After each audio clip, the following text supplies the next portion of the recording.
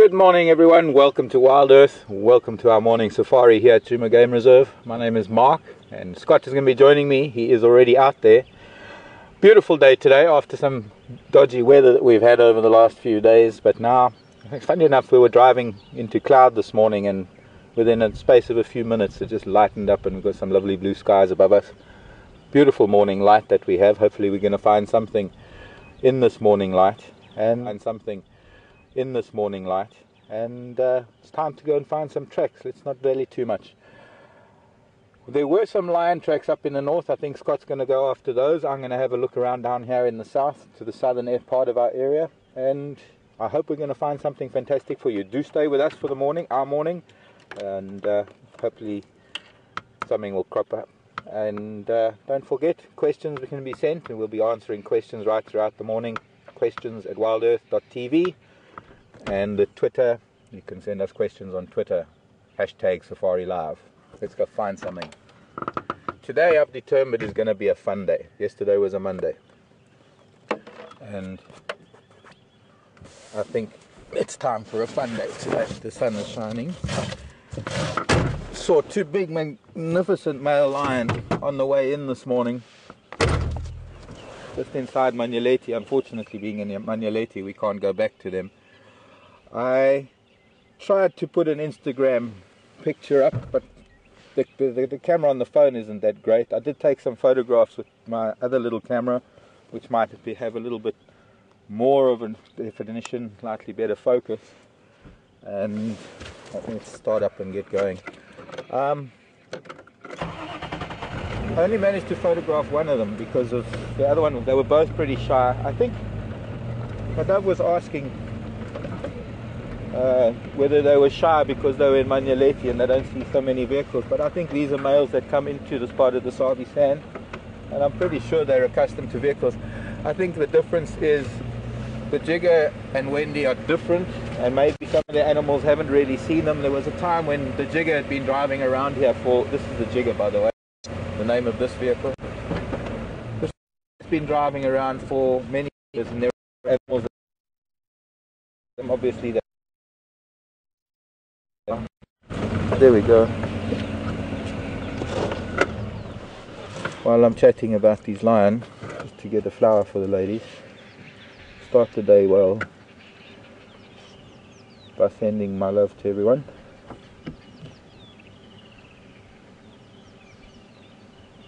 The devil's thorn. I know, they say it with flowers. This is not saying it with flowers. Just think of the flower. Call it the lady's slipper. That's another name for it. Dicerocarium is its name. Dicerocarium, which actually refers to the fact that it has, the seed has two very sharp thorns. Di meaning two, ceros meaning seed, carium meaning, oh no, sorry, ceros is horn. Dicerocarium. Carium is seed. You look, the thing of the black rhino's scientific name, Diceros, two horn. Now just above it, to the left, above and left, is a little white flower. We'll see more of those, the row of stars, which is known as the heliotropium. Another pioneer plant that we see early in the summer. Helps to set the tone of the soil, or set the soil. But I'm going to find a better specimen of the heliotropes, because there are some where there's been more rain or more water. So, our male lions. The one that I posted was less shy. He stayed where he was. He eventually moved off when we had to drive past him. But as soon as we arrived, his brother moved behind some large-fruited combretons. And I noticed he was a lot blonder. He was very much more of a blonde-maned male. And maybe, well, if I get some time today, unfortunately, kind of got my plate full between drives. Although I will be back up in Manyeleti, maybe I'll be able to post 2 lions of Sabi Sand, and I'll put a post on my page. And I'm sure there'll be some of you like Sil and others will be able to maybe give us an idea of who these 2 males are. Maybe they're Matimbas. Not sure.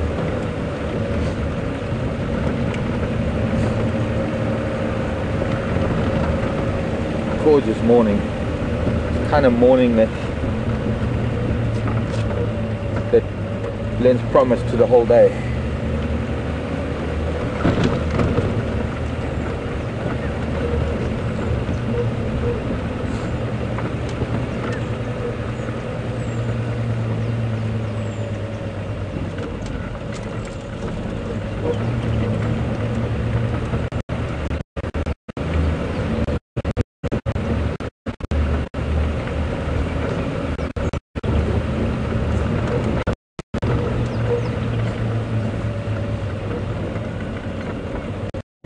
Curious if anything came to the dam, Gowrie Dam, during the night.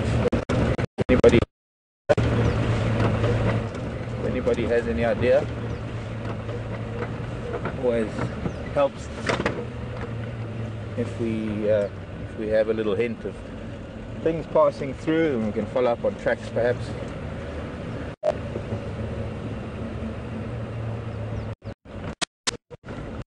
Just staying with plants, and because it's nice and I thought I'd be asking about the sausage trees in general.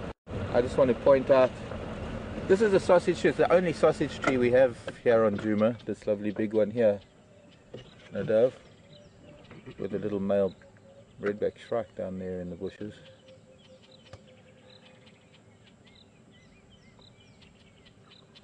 I don't know if you can zoom in on that sausage there. There is a bigger sausage towards the back. Very heavy fruits, very dense fruits. This one is not a very big one, and it's got some sort of deformity at the bottom of it. If I go forward, there's also a brown-hooded kingfisher up there on the left at about 8 o'clock. Well, not quite. 8 o'clock on the crown. Brown-hooded kingfisher. And this redback shrike is complaining about something. If we go roll forward a little bit, if you want to just zoom out. This redback shrike is complaining about something deep in the bush here. Something might be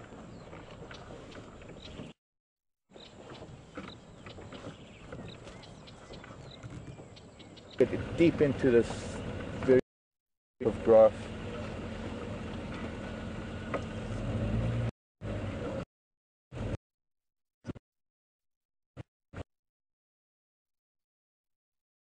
Copy. How's the signal now?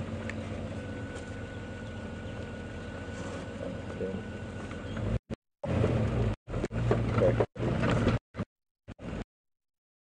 Did any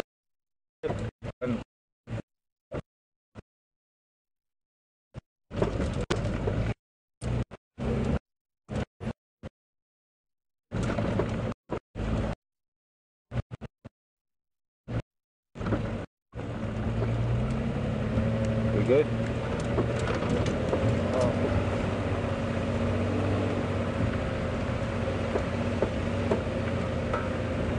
No, it's impossible.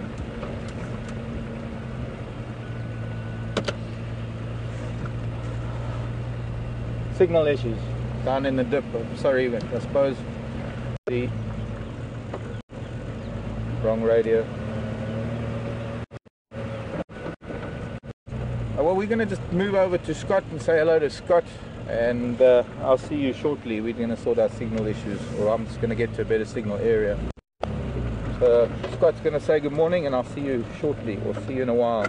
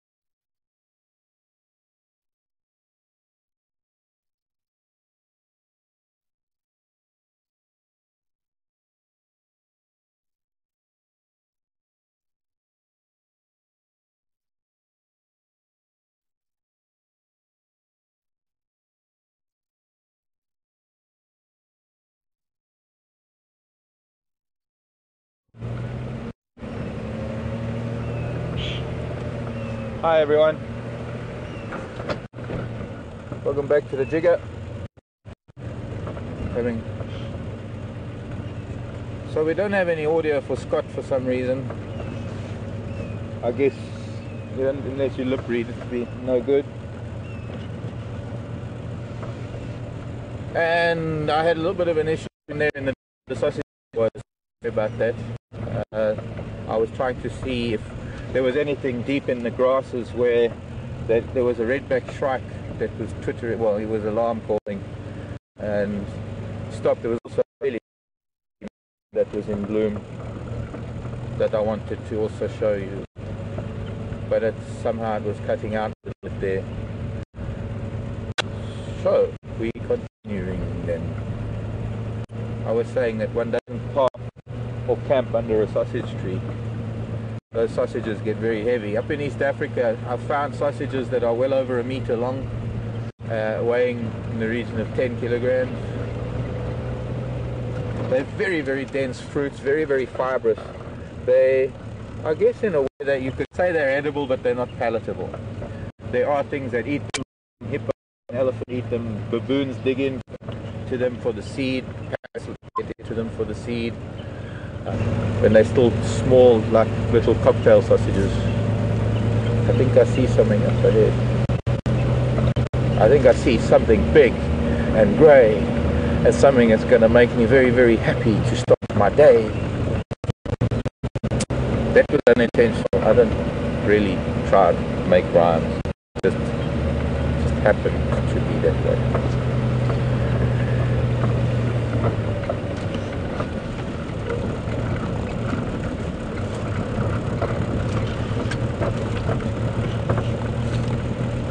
My friend the elephant. Hello little boy. He's not friendly, he's not. Okay, where are you going? Where are you going? Where are you going? Where are you going? Come back here.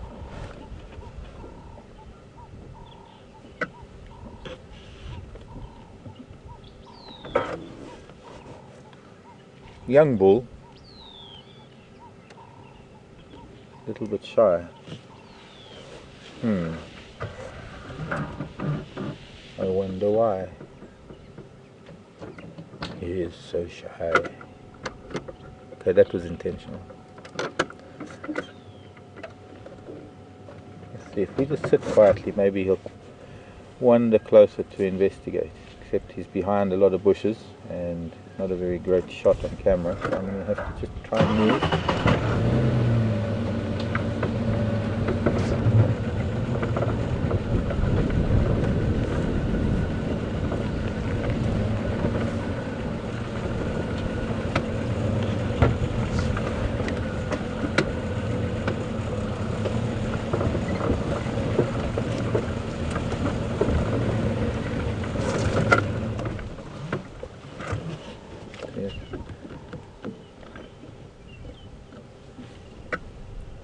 As soon as I try and get a little bit too close, he makes as if he's going to move on, and then as soon as I switch off, he kind of stops.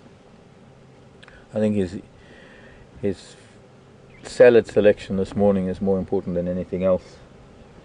He's just picked up a creeper, some creeper that's pretty big, ground creeper. There are my far lookers.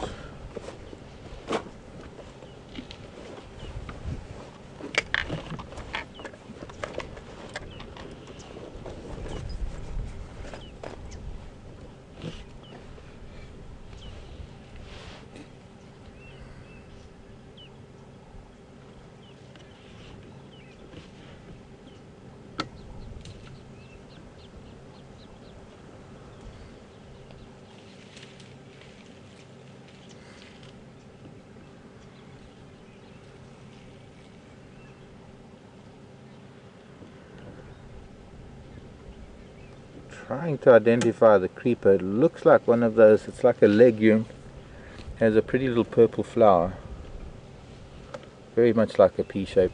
Well, it is a pea shaped flower, very much like a pea flower. There's another big clump that he's taking now. He seems to like this creeper, shaking off any foreign matter. maybe sand from roots, insects that may be on it.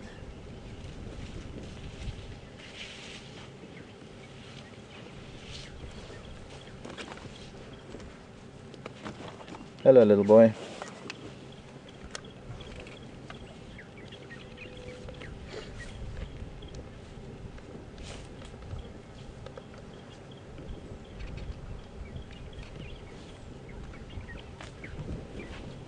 That's a morning glory that he's just eaten, flowers and all.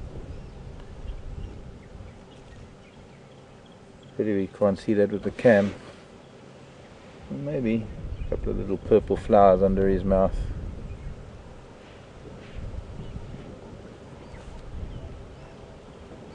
Hello, little.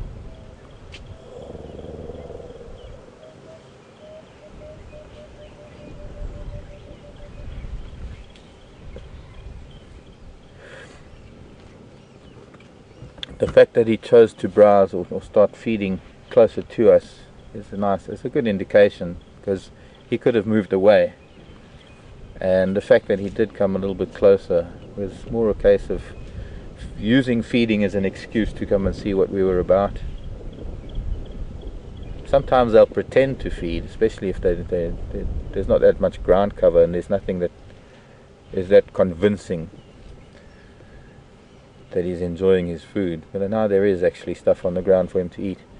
But it's always a good indication when we stop with an elephant and he does that. He also stood there, ears flared a little bit. That wasn't really aggression, it was more a case of just trying to see what we were about and what we might do. And the idea is to sit quietly. Generally speaking, it's very hard to say what to do in certain circumstances, because every circumstance is different. Every time one sees something, it's different. You don't know what mood an animal is in, but one can always exacerbate a situation by misbehaving. And with elephant, if an elephant doesn't come rushing at you with its trunk tucked in and its ears flat against its side, then you're pretty sure that you can sit and switch off and observe and be with them without any negative emotions like anger and aggression. But when elephants are feeding and you sit quietly, switch the engine off, they tend to relax and they tend to ignore you for the most part, unless they get curious and they want to come and have a look.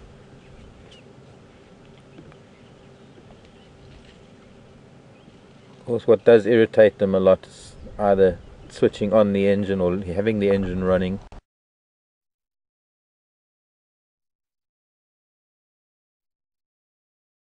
or even moving the vehicle when they're approaching you, because it's a little bit of an insult to them.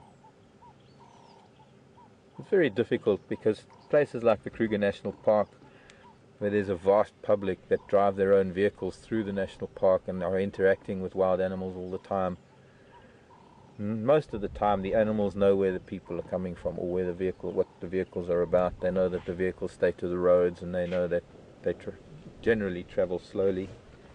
Let's see if we can move and get a better view of him. Maybe go around this marula tree, or to the east of him.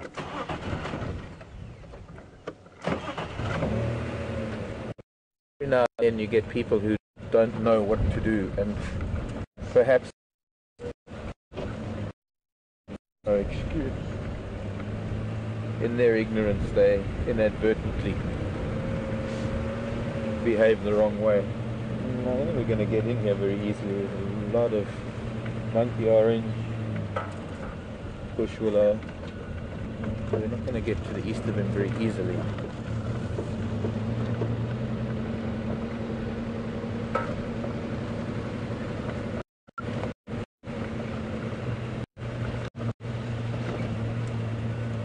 I don't think we're going to be.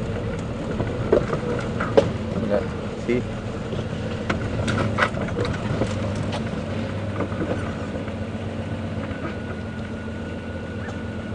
Crashing through bushes. It's just going to make him move further away. So we'll leave him be. I would have loved to spend more time with him.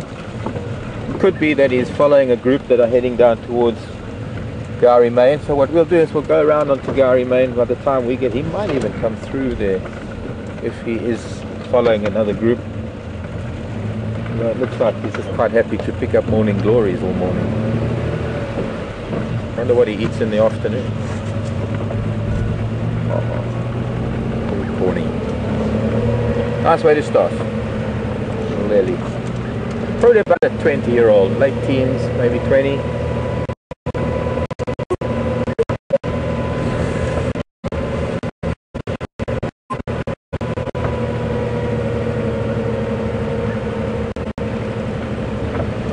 So I'm going to let Scott say good morning to you. I think we maybe have shoes.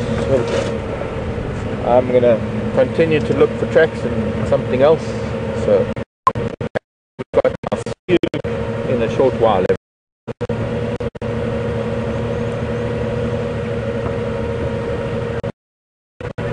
Bye. Morning folks, welcome back. Sorry, the last time I think you saw me, you couldn't hear what I was saying, so apologies for that. It is a beautiful morning here in the Sabi Sands, and today we have Alex on camera, which is great to have him out of the final. It is a beautiful morning here in the Sabi Sands, and today we have Alex on camera, which is great to have him out of the final control and in the field, so looking forward to exploring with him. And we started off this morning by looking at some lion tracks that were they cut through the corner of our property and sadly continued in a direction where we could not follow them.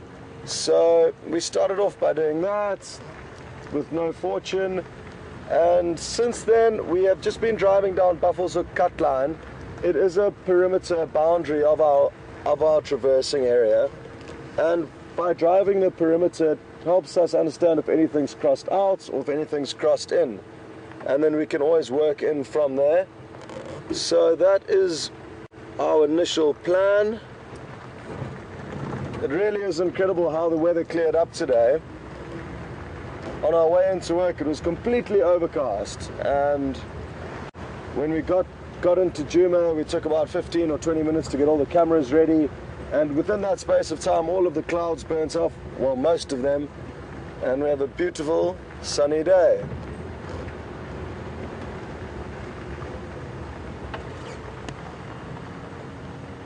Now, all these road junctions we go past are good places to stop and have a closer look to check for any tracks. Thankfully the animals do use the roads just like we do. It is easier to get from A to B on the main roads, and then obviously when it suits them they cut off and take shortcuts through the bush.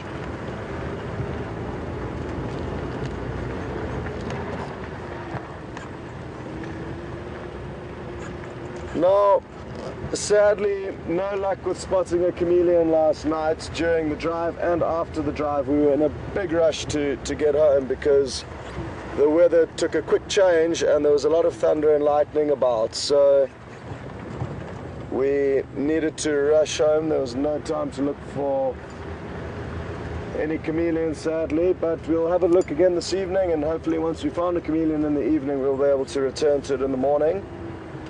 But I did promise somebody I would try my best, and we did, but with no luck.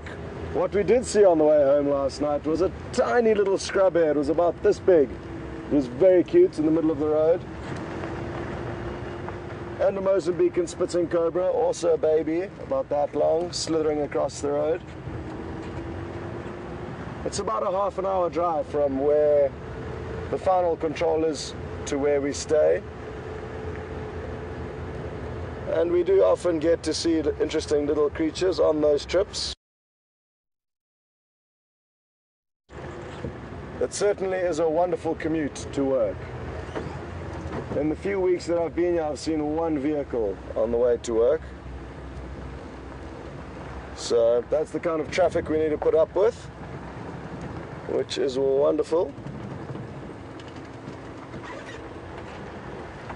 lots of hippo tracks crossing backwards and forwards over the road, so I'm guessing that these are the individuals from Buffelshoek Dam, and they're probably headed out to feed in a northerly direction at night and then come back in the early hours of the morning.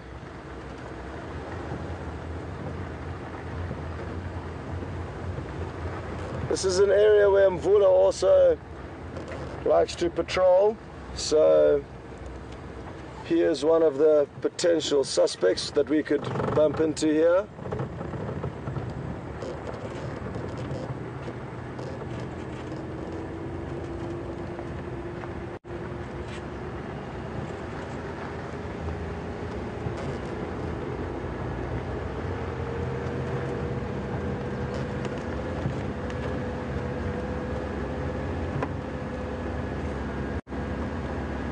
Folks, please don't forget to put through as many questions as possible. Hashtag Safari Live on Twitter and questions at WildEarthTV on email. We really do appreciate your questions, so keep them coming through.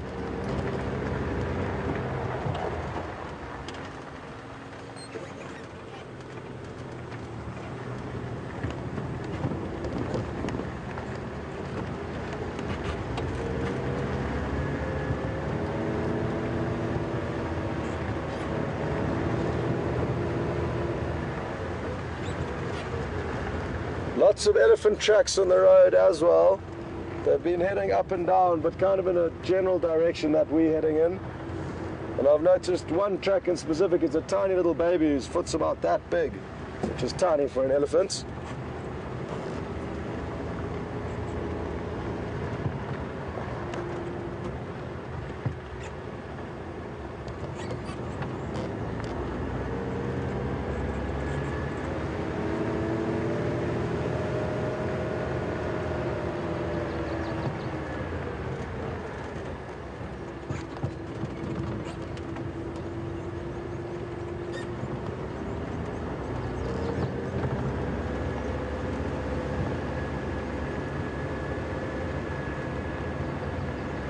We did pass by the area where we saw the warthog and the three little piglets a couple of days back, but I think it was still a bit too early in the morning for them. They tend to enjoy sleeping in, and they'll probably only start emerging from their burrows around now.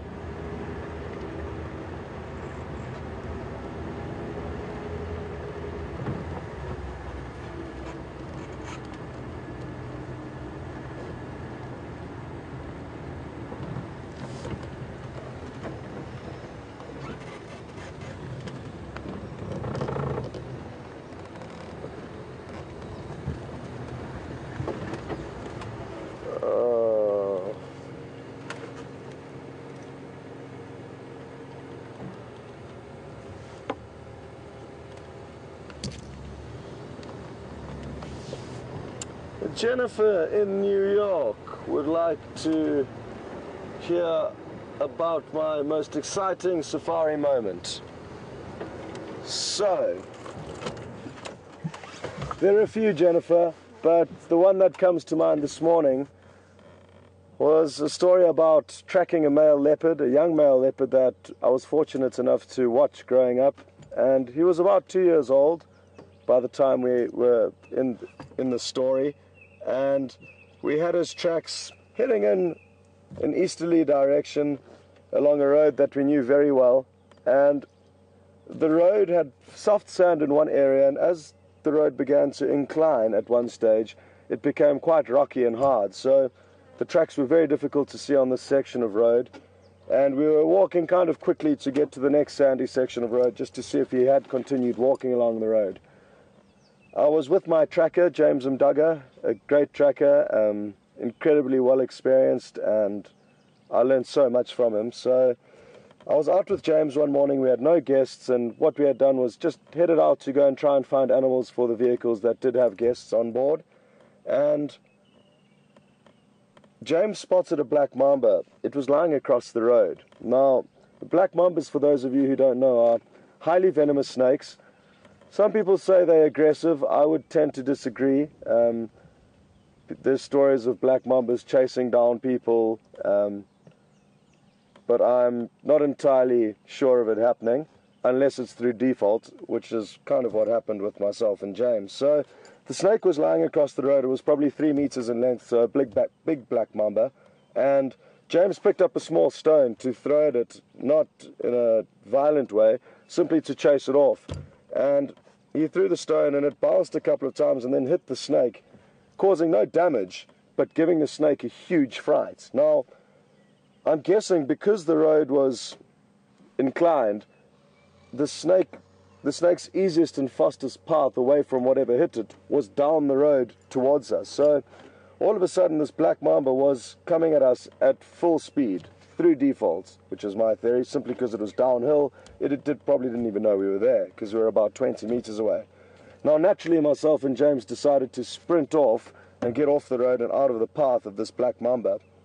And we started running off into the bush, and we were both laughing. I mean, it was quite a funny yet scary event. And as we were running through the bush laughing, James shouted, well, pulled me and said, "Leopard!" And the leopard that we had been tracking was lying on a log watching this whole event unfold. So we veered off in another direction and everything was okay. And then we didn't get bitten by the black mamba, but actually subsequently slithered up a tree and we went and had a closer look at it. And we also called in the game viewers to come and have a look at the leopard. So that was one of my most exciting moments, I think, being chased by a black mamba into a leopard. So I hope you enjoyed that, Jennifer. That is the story that came to mind. Now, we are having a little bit of bad luck regarding lion this morning. I'm going to try and position the vehicle so that Alex can get some of the tracks in shots.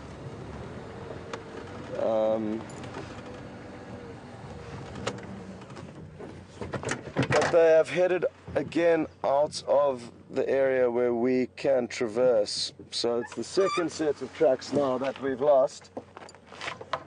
Are you on this one? Yeah, Alex? Cool. So, as you can see, there's a big pug mark in the ground, and the tracks are heading straight towards you guys.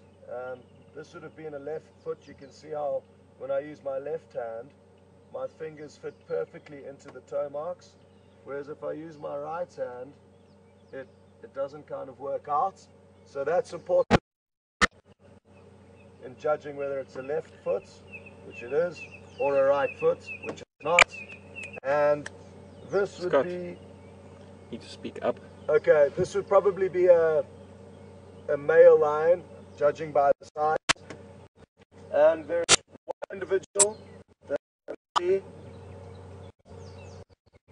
And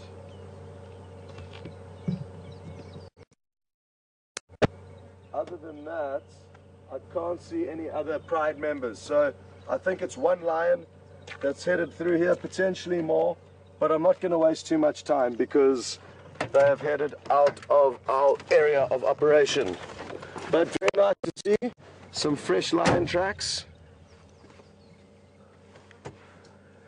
But sadly we cannot follow them. Now they look like they're from early last night. The reason I say that is I can see the track of a nocturnal bird on top of one of them. So the fact that a bird's had time to step on their track, a nocturnal bird, indicates to me that the tracks were probably from earlier last night as opposed to early this morning.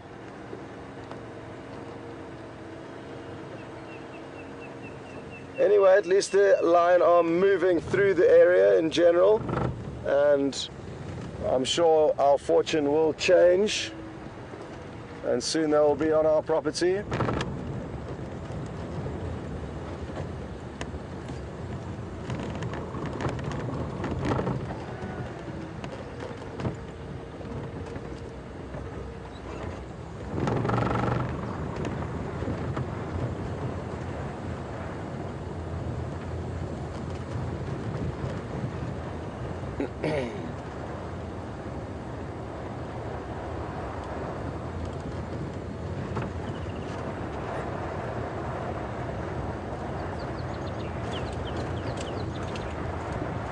That is the nice thing about checking the perimeter of our area of operation.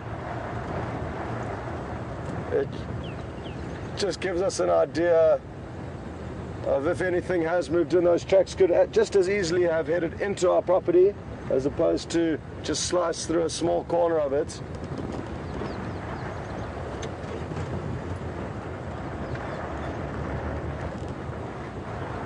Okay, now there's tracks of a second individual. So they do bob and weave. So that at one stage there were two walking down this road, and they obviously just split up very slightly at that road junction behind us. So it's two male lions, big male lions, heading down this road last night. It's a happy thought. That's one of the things I do enjoy about tracking, and it's a form of newspaper, I guess. In the morning you pick up the newspaper and find out about what's been happening. And these roads provide us a very similar experience. It gives us great insight as to what animals have been around, what's been going on. And without the ability to track, or without these sandy roads to help us, finding animals would be certainly a lot more difficult for us.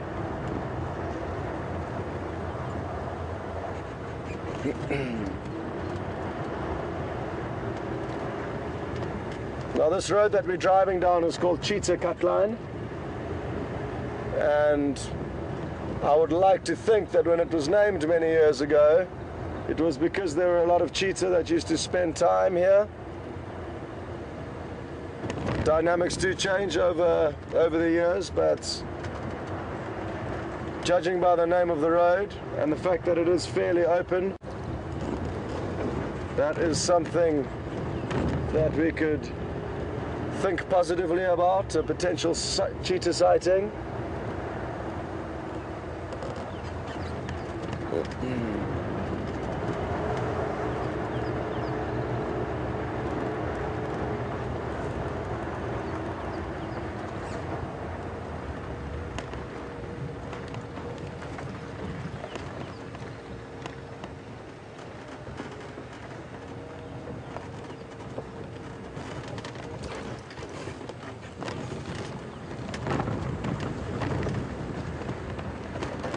So we are in the vicinity of Buffelshoek Hook Dam, and that is where we are on our way to. It's not easy to choose my favorite dam so far, but Buffelshoek Hook is definitely up there with a potential favorite, or as a potential favorite.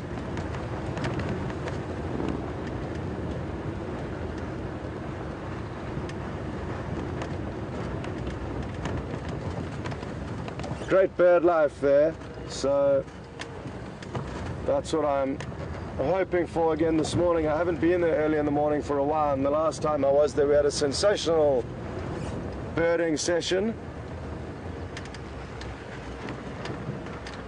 Speaking of birds, yesterday I saw my second European roller, that of this season, and this morning I saw my third.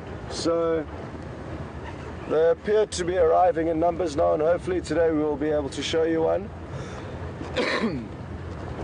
It's a close relative of the lilac-breasted roller, a bird that some of you may have become familiar with. We managed to capture one hunting 2 afternoons ago with Brian, when Brian was on camera. He did a great job there. I didn't know, sadly, the monitor was broken. Now it's fixed. Thank you, Alex. The cameraman now who's on the back managed to fix it this morning.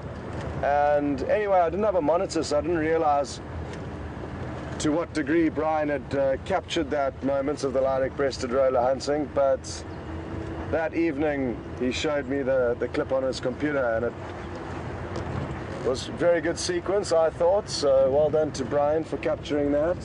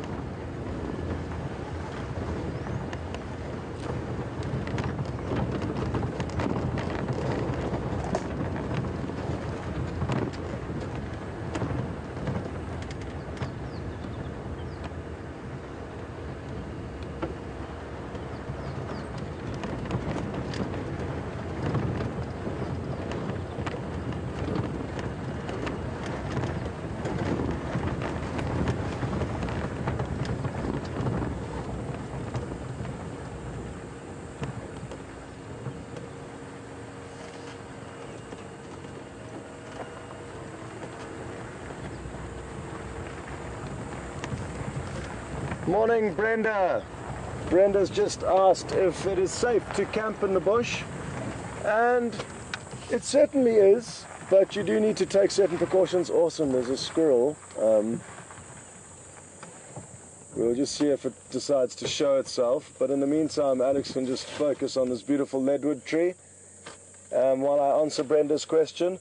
So now, camping in the bush does come with certain dangers or risks, but I found in all my time camping, as long as you have a cover over you when you're sleeping, you have nothing to worry about. So a cover as thin as a mosquito net is what I've used in the past. If you'd like to see some photos, I've got some cool camping photos on my Instagram account.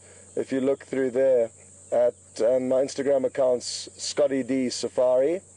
So look through those pictures and you'll see some mosquito net camping when I was up in Tanzania.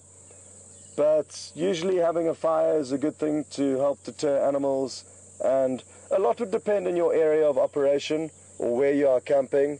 Certain animals may be more cheeky or prone to cause trouble, be it hyena or lion, depending on the area where you work. But wherever I've been, I've had no problems camping. You do kind of want to sleep with one eye open, but yeah, I would be more concerned about some of the smaller creepy crawlies than the bigger animals when camping. So yeah, camping out in the bushes is one of my favorite things to do, especially the fact that you're away from all noise and electricity, and you can really get into touch with nature and hear all those sounds at night, which is one of my favorite things, just listening to animals from around the campfire with no noise pollution or light pollution to disturb you. So, oh, there, well done. The squirrel's out. Beautiful.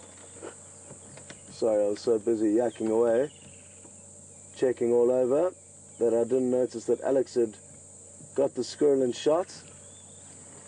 Now, the squirrel could well have a kind of nest cavity within this dead leadwood tree, and in there it would sleep, raise its young, and also store fruits or seeds,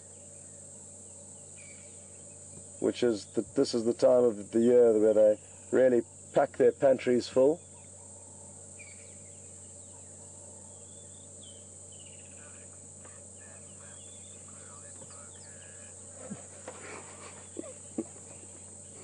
So yeah, camping in the bush is something I love. I've had some of my most memorable camping trips in Kenya and Tanzania quite recently in the last 2 years that I was up there. Having said that, though, I also had a great camping trip with a good friend of mine who will be getting married next week, and that was in the Kruger National Park in an area called the Lubombo Mountains. And now the Lubombo Mountains stretch for about 200 miles north-south from Zululand, which is close to Durban, the city where I grew up, all the way through the Kruger National Park into Mozambique. And it's a really beautiful area for walking, not many roads, quite open vegetation, lots of game trails. So there's a few memorable camping trips, but maybe what I'll do is I'll put a few of my camping photos up onto my Facebook page, and that way you guys can get to see how I think camping should be done. Less is more when camping in the African bush, I feel.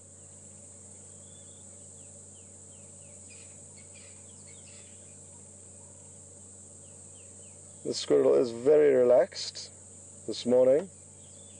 Maybe it's done some of its foraging already, or maybe it's keeping an eye out for the fellow squirrel that is out foraging. But thank you for that question. If you haven't come to Africa, or you have been but you haven't been camping, I would suggest putting camping in Africa on the list of things to do, because it really is exciting, and you do get varying degrees of luxury. Now, in this day and age, you can go for the very rustic, less is more approach, or the glamping, which is glamorous camping. And you do get quite a few outfitters that will ensure that you have running water and flush toilets wherever they do set up your camp in the bush. So if you do require the finer luxuries in life, don't let that deter you, because that can all be catered for.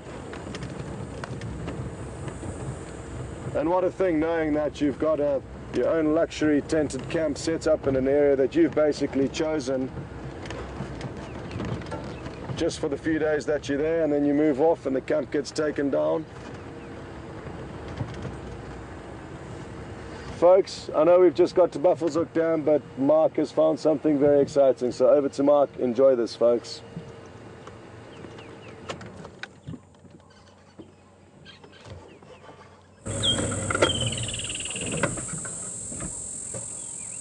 Hi everyone. Well, we've got all good, thank you. Well folks, we've just found a leopard. We saw him on the road quite far, very far away. He is just on the wrong side of the road for us, and sadly behind us.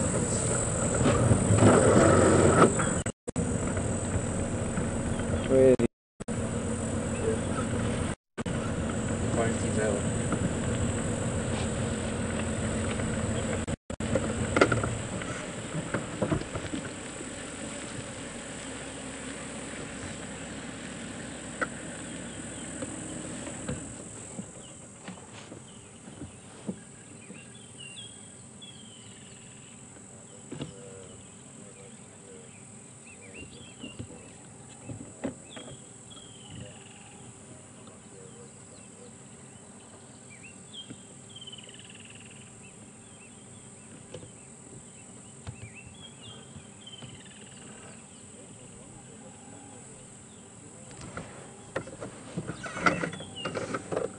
hello little boy. Right, we're gonna have to move.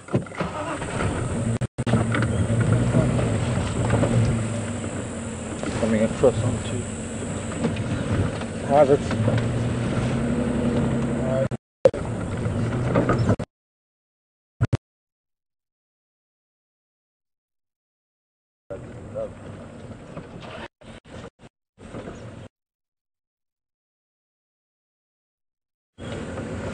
Well, he's going to be going down into the dip where we don't have signal, but hopefully he'll be coming out at Twin Dams. Looks like could be quarantine male.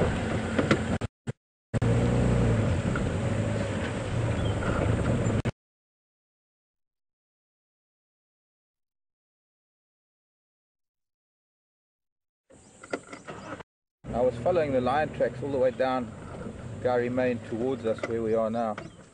And wow, gosh, we saw him from probably several hundred meters away. The dove spotted it. You must try and watch him from up here, because if he's going to go into the dip, we're going to lose signal.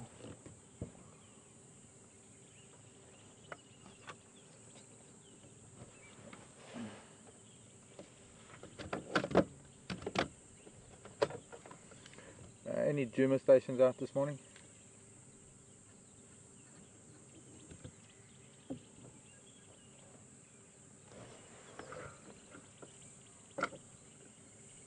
Thanks, bud.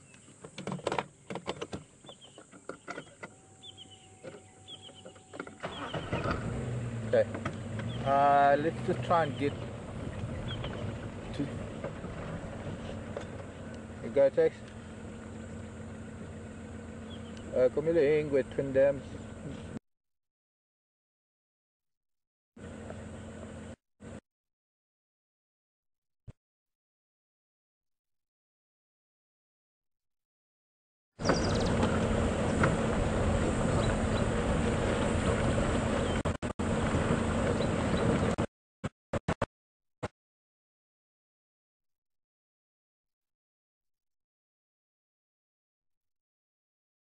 Find your leopard this morning, so I'm sure his reception will come back shortly and you'll be taken back to him. So in the meantime, we are looking at a grey heron here at Buffelshoek Dam. It was quite interesting. As we arrived and you got linked over to Mark, there were 4 of them doing a kind of aerial display, which was great to see. And now, what we've also noticed is that there are some red-billed buffalo weavers that we've spent time watching build their nests, and they're these big clumps of thorny branches that they use to build their nests. But I was just mentioning to Alex, what they're doing is they have been focusing on the exterior, the kind of main building, using the thorn branches, mainly buffalo thorn branches out of interest. And now what we have is they are bringing in pieces of grass, so soft green grass, obviously lining the inside of these chambers or apartments that they have within these big nests. So it'll be several of them in each big clump of twigs, nesting communally. But what we can read into is that obviously now that they're lining the nests with a softer, greener foliage, it would indicate to us that they are shortly going to be laying their eggs and incubating them. And it's usually a short incubation period, depending on the bird size. For these birds, I'd guess kind of 2 weeks, 10 days to 2 weeks. There comes one with this. Oh, no.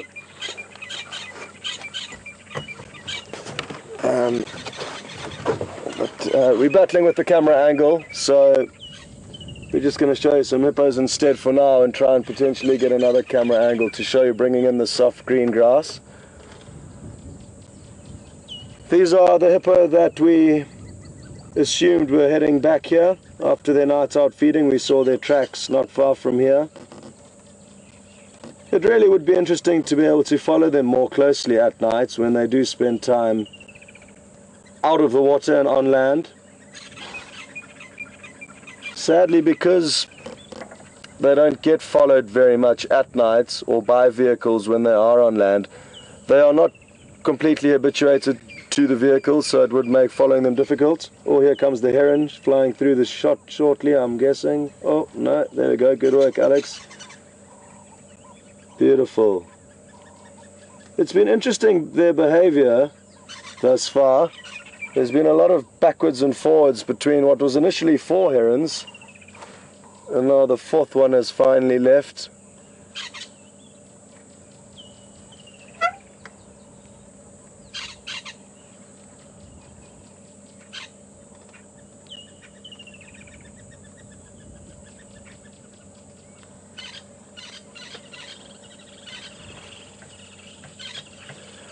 There's 2 Egyptian geese in this dam, and there tend to be a pair at most dams that we go to. There's a pair at Twin Dams, a pair at Treehouse Dam, now this pair here. However, there's only 1 pair that has given birth out of the 4 different pairs that we see, and that is the pair at Vuyatela Dam, which is quite good actually, because that is the dam where we have the webcam. And I saw some great footage of the 7 little goslings feeding with their parents yesterday. So if you do want to see some baby Egyptian geese, the webcam would be a good place to tune into.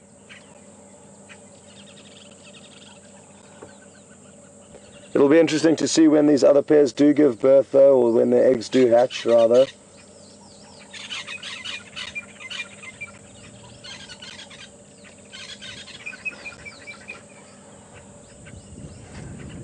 Well, I think it is time for us to slowly carry on perusing, and what might be worthwhile is for us to head towards where Mark has found that leopard, and that way maybe this vehicle Zanele will be able to pick up signal in areas that he can't, and vice versa.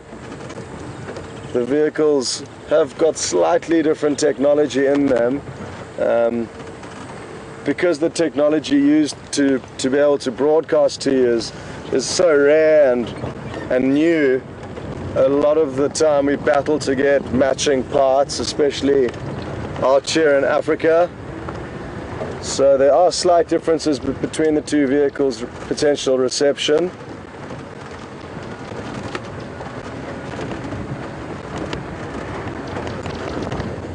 from what I heard about the location of the leopard that was located, it sounds like it might be useful for the two of us to be there in case it crosses some rivers. One vehicle can link ahead and try and... Final control seem to be fixing it up, and at least one may continue to broadcast to you. But you know, things are getting serious when you ask people to buckle up their seatbelts on an open safari vehicle.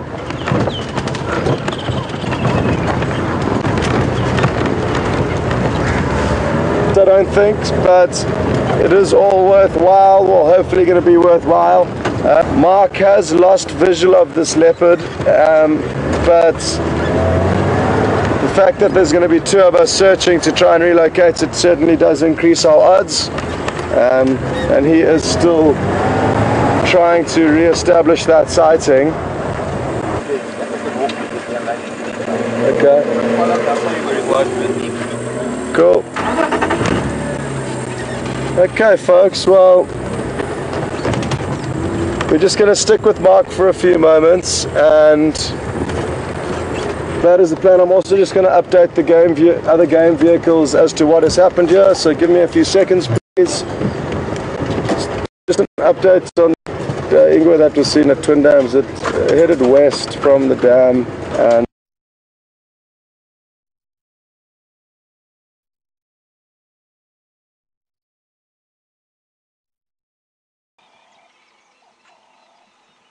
folks, thankfully you're not missing out on too much because we haven't managed to find this leopard again, but we certainly are going to try our best. Mark and I have split up to try and cover as much ground as possible, and the rest is in Mother Nature's hands. We can only hope and pray. Actually, I know what we can do. We can get out the lucky porcupine quill. Everybody think happy thoughts. Porcupine quill is coming out. Thank you, Hayden, again. We'll put it in its little spot there. And now we have done everything possible, everything in our power to find this animal again. So stand by. What I'm thinking of doing is stopping shortly, switching off the vehicle and listening to any sounds or signs we may get from small birds, squirrels, because when we're driving we can't hear anything. So it's not an easy decision to make, but we have been driving for a while now. We might need to stop and let nature try and guide us into this rather than just driving around willy-nilly. I've just seen an impala, and the impala is relaxed, but the leopard could be creeping up on the impala, which means the impala would have no idea that it's here. Wouldn't that be nice if we found the leopard as it was about to pounce on an impala?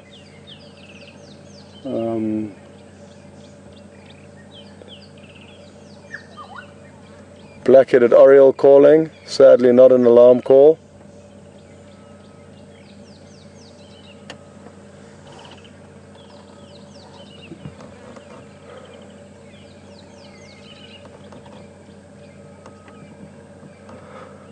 Okay, that's about as long as I can tolerate sitting still, so we're back on the hunt. Like I say, it really is a toss-up between following your gut feel and just driving around in the general direction that we know it headed in, or stopping to try and listen to any clues given to us by the animals here.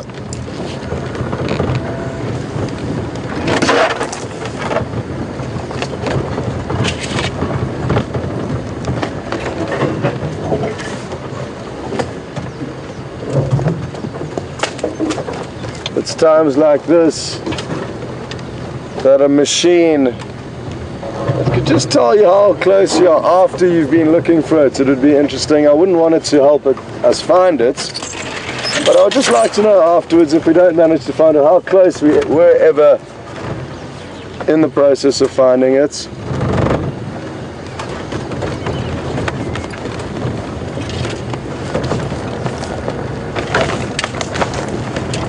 Zanele does like to spend some time off the road though. She's a bit of a tomboy, so she's getting a fix of off-roading now. Come on, leopard. Where are you hiding?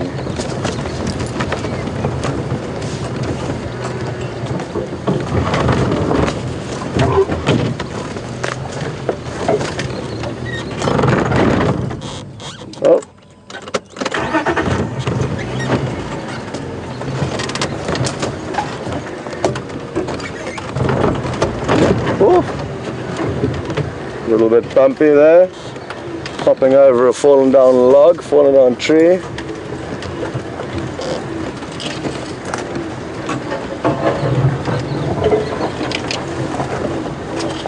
You see, we could have headed off unnecessarily in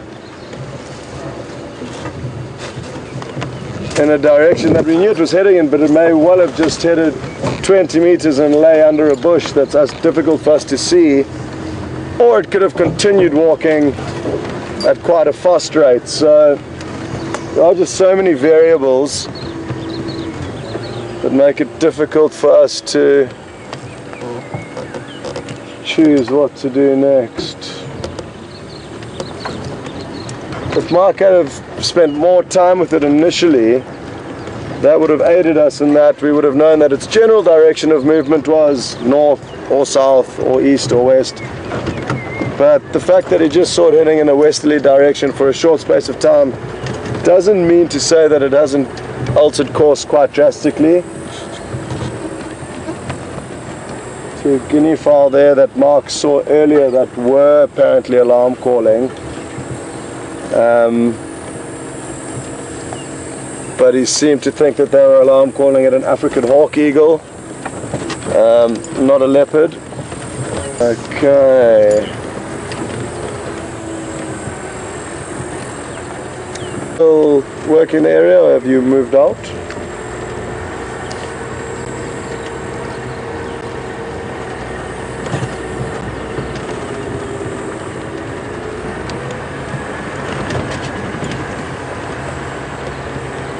So I just want to go and double check a few areas closer. Okay, now I can hear a tree squirrel alarm calling. So I'm just going to rush in here. The problem is with squirrels is that they're often so elevated that they may be shouting at something that's considerably far out of our field of view. No, that's what they're alarm calling at. It looked like a lesser spotted eagle that flew off, but let's not let that deter us. We'll get our hopes down. Well done, Alex. Sorry, we're having to... Oh, there goes the lucky porcupine quill. But we got it back, don't worry.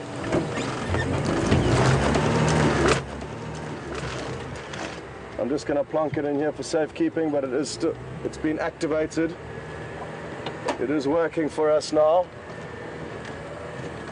Come on, little leopard.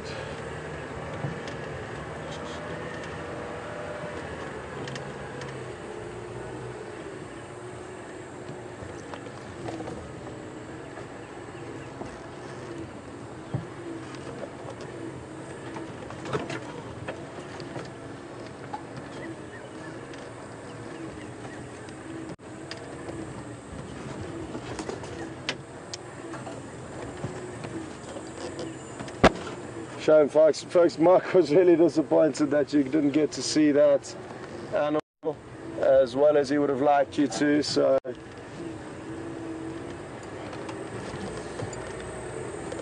do bear with us. It's as frustrating for us as it is for you.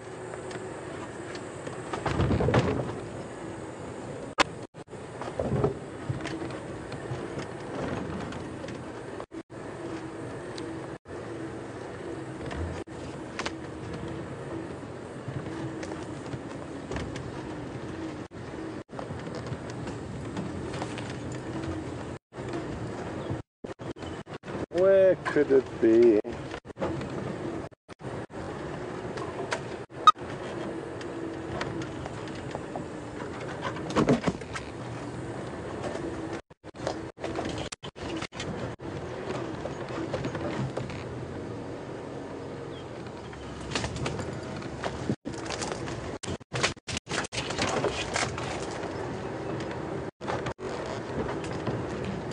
Okay, well, now one thing we can do is check really close to where it was last seen.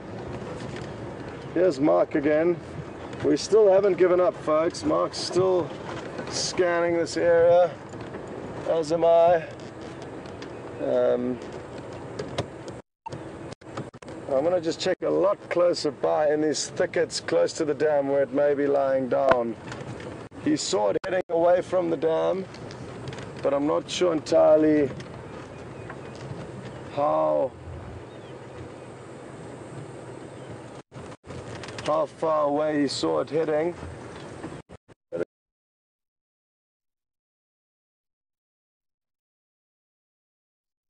Senses are much better than ours. Maybe they could smell that leopard, who knows? They will certainly chase a leopard if they find one.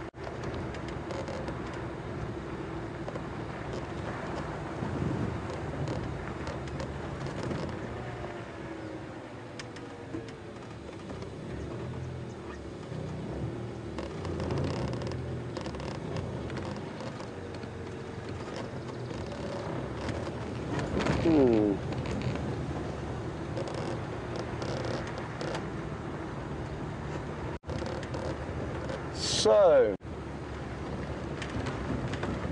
well, I know we didn't manage to find the leopard again, but it certainly was exciting, and that's what it's all about, the excitement of safari, not necessarily viewing animals for every minute of the safari, because that would obviously detract from the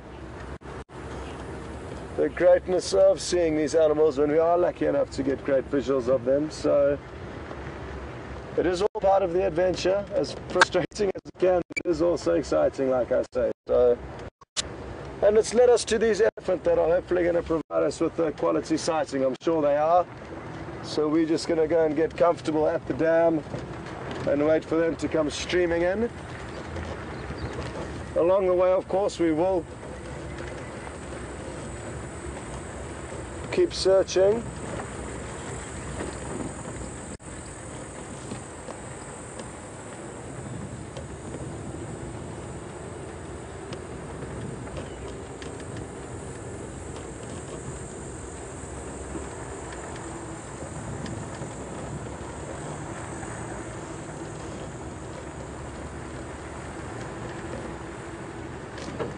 Okay.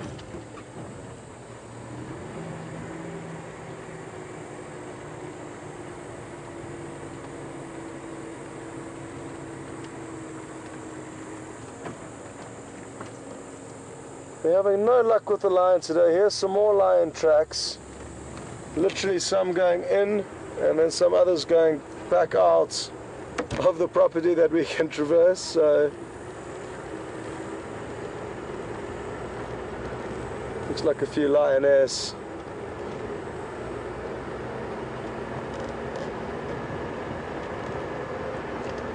Anyway, at least there's a lot of activity in this area, and that's all we can hope for.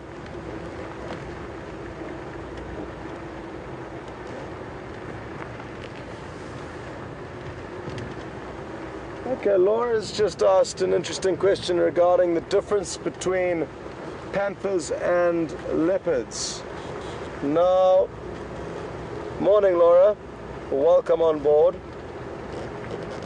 Panthers are essentially also a term used for jaguars, and leopard is a form of a panther. Its scientific name, Latin name, is Panthera pardus, and it is part of the panther family, but the difference between a panther or jaguar potentially and a leopard would be that you don't get jaguars in Africa, another form of panther, but you do get them in South America and they're much bigger than leopard in terms of body size, and they also have much bigger rosettes, so those black spots and markings on a leopard are considerably smaller than that of a jaguar, and the whole body size is different. So I hope that answers your question, Laura. There are different types of panthers throughout the world, but I think a difference would be in that a leopard versus a jaguar would be a better way of describing the difference, as they all are part of the panther family.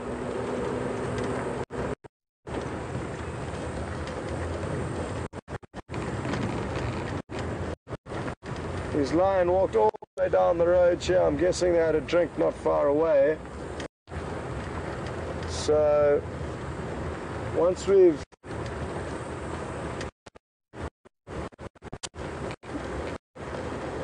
waited for these elephants to come through and drink, we can potentially continue on a hill down this road. And we have some guests out the vehicle having a look at the tracks. Their guide's got them out and they're having a close look, which is great. But like I say, they did veer off down into another section of property that we do not have access to. So I'm going to turn around. Actually, I'm not going to turn around. I'm going to take a chance. The signal might cut out here, but I'm going to try and drive you through a section of riverbed. That's quite pretty.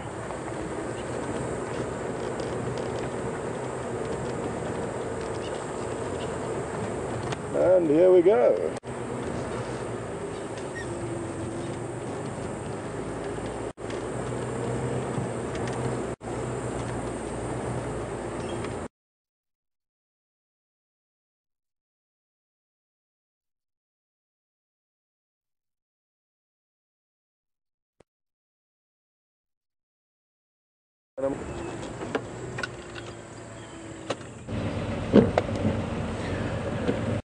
Oh, what an up and down morning. The hot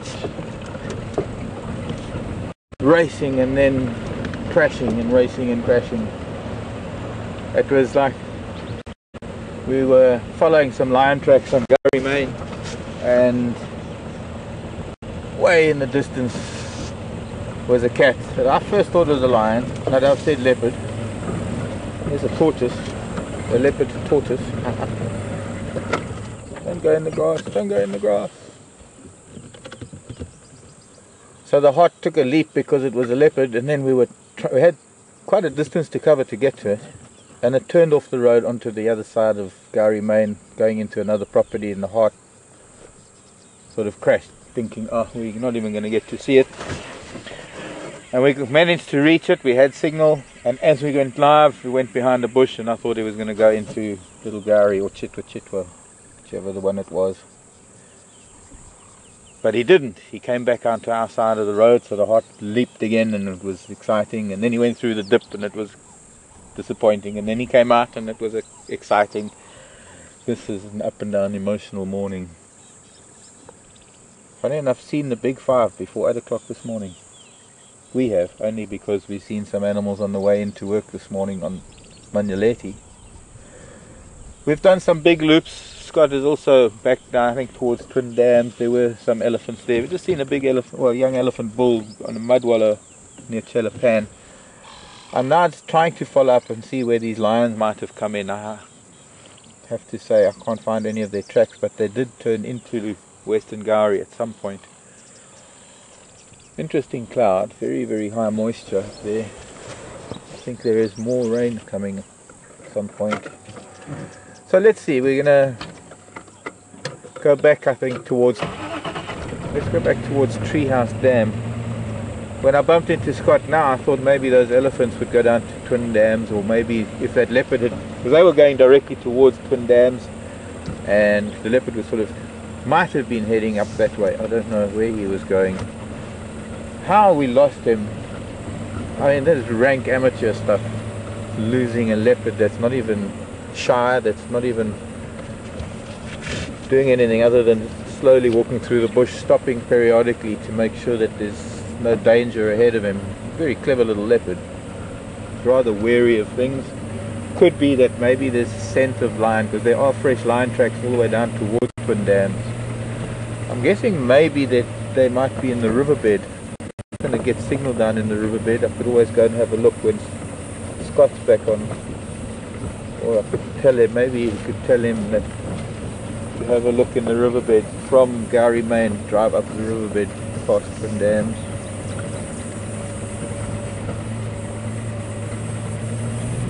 But for now, hopefully it will hold. Let's head up to, ooh, what was that? That looked like a snake.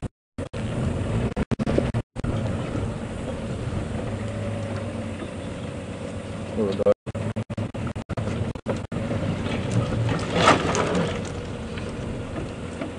It's a very white stick. Little piece of stick.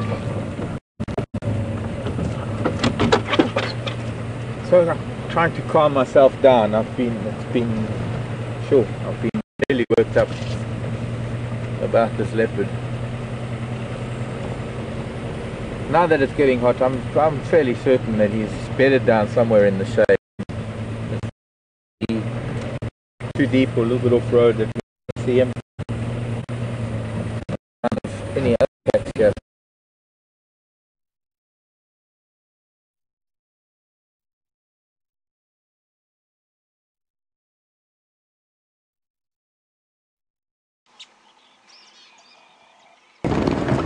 And be spoilt with the magical sights.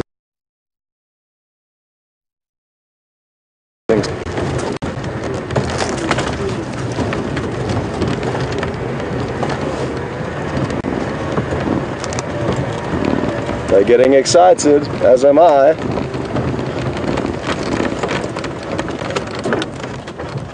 Wonderful. Look at this.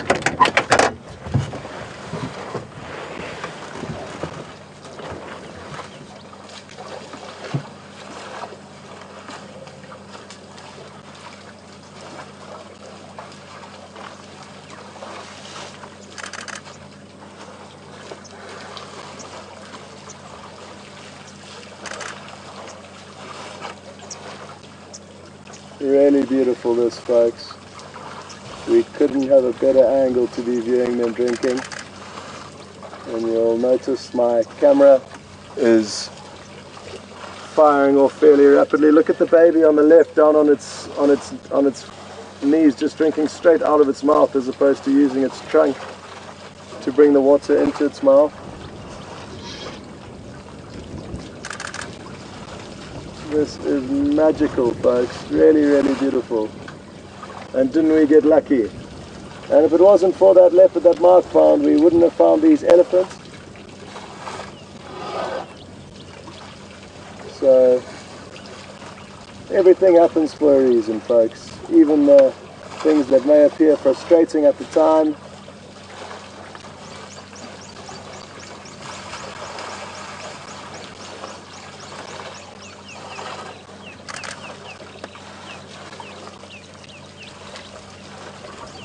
Wonderful.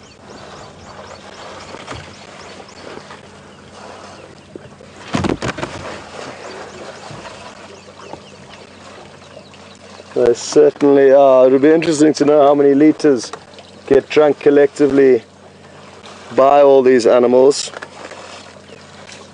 in the next few minutes. I think it would be an astonishing figure.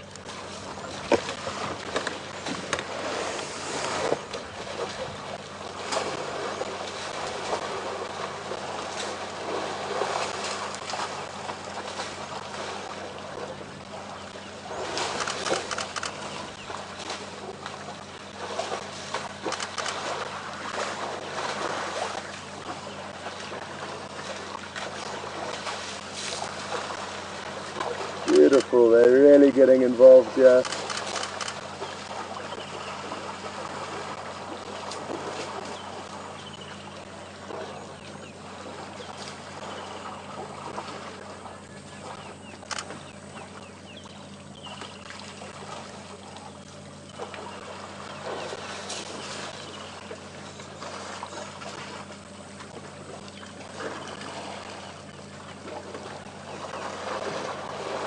There are some tiny babies amongst this herd.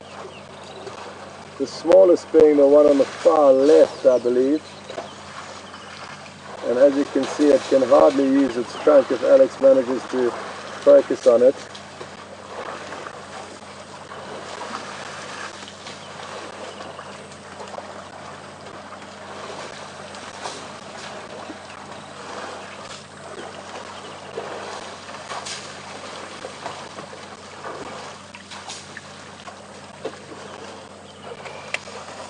Cute.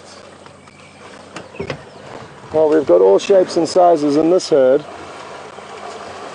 Some beautiful big old cows all the way down to some tiny newborns, probably only a few months old.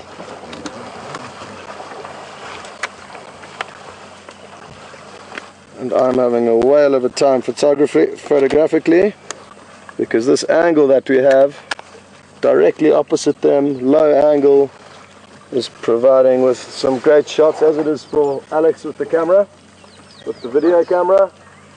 So all in all, I think we're getting a great feed here.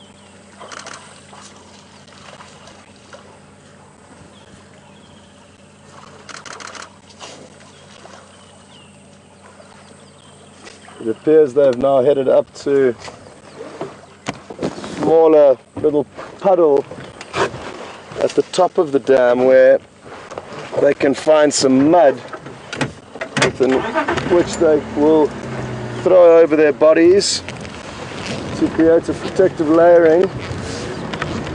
So, oh, this is going to be awesome. There's some babies lying down and rolling around in this mud wallow now, so I'm just going to try and turn us around as quick as we can so we can get to show you this.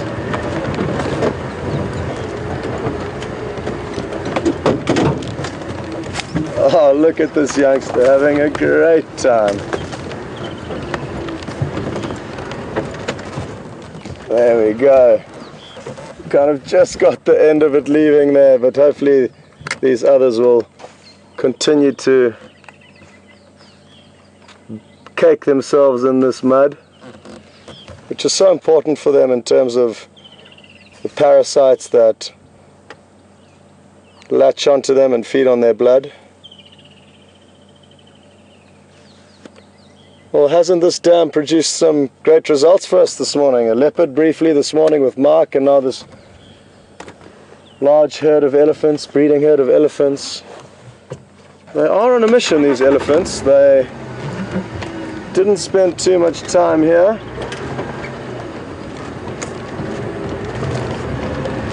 Who knows what the hurry may be.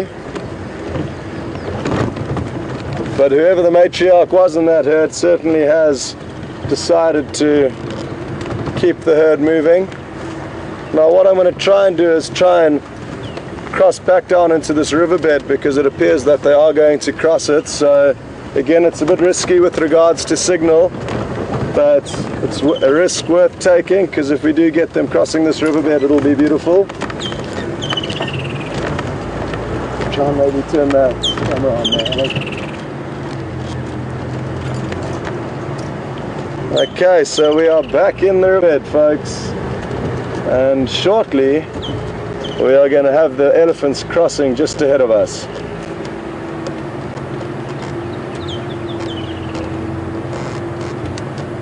How's the signal looking, Alex, in control?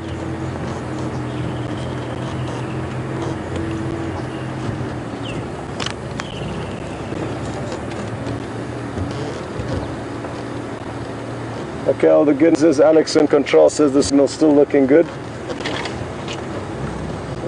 Just wait here. I'm not sure exactly where they are going to cross, but judging from their general movements of direction, or direction of movement would probably be a better way of terming that. And I'm sure they're going to find a spot that's comfortable for them to ease their massive carcasses down into this riverbed.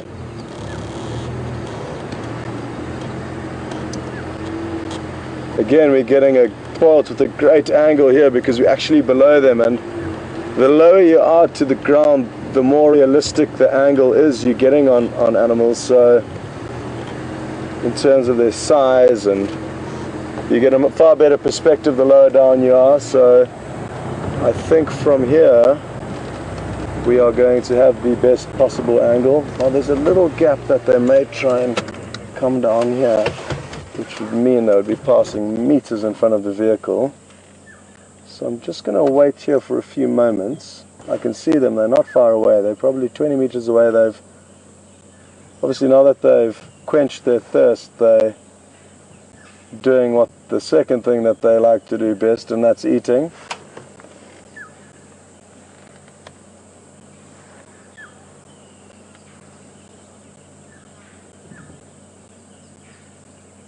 Again, folks, please just bear with us as we wait for them to hopefully continue on the path that they were moving on. And here they come, slowly, bit by bit. They seem to have been a little bit caught up by the tasty snacks that are on offer to them here, but I think we have got the right spot within which to wait, because, oh no, okay, now that noise you can hear, similar to that, there it goes again, is a monkey alarm calling. Now, monkeys tend to help us a lot with finding leopard.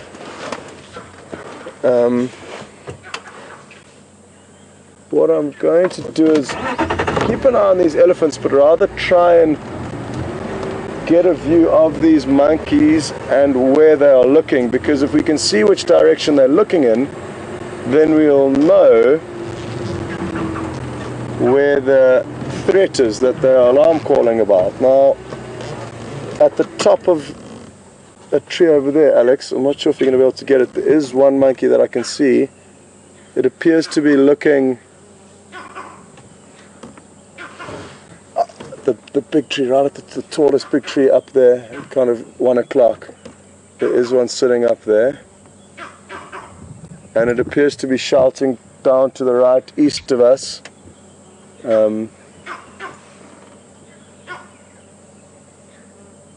Yeah, you can just see the top of its head there, folks. There is one up in that tree. Difficult to see, but it is there. You can just see its ear. I'm just going to try and get visual of another one, because I can only see one. What on earth have they seen? And how on earth are we going to get there? Okay, well, I'm going to backtrack because there's an area where we can get out here. We'll come back to these elephants, but I just want to head in the direction that I can see them alarm calling. Oh, this is not going to be easy, because the area that I was hoping to creep up is looking like, oof, maybe it's possible. Sure, but it's steep. Hold on, folks, we're going to try this.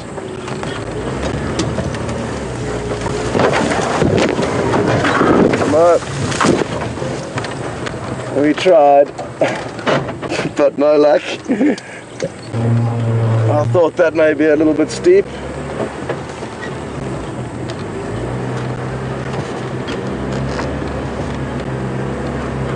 The fact that they are still alarm calling is a good sign. They probably can see whatever it is that's alarming them. And like I said, I'm fairly sure it's lots of the riverbed on the right hand side.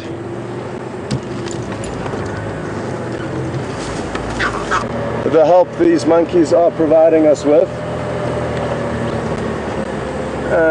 Hopefully it won't take too long to find a spot where we can get out, and I think this is it.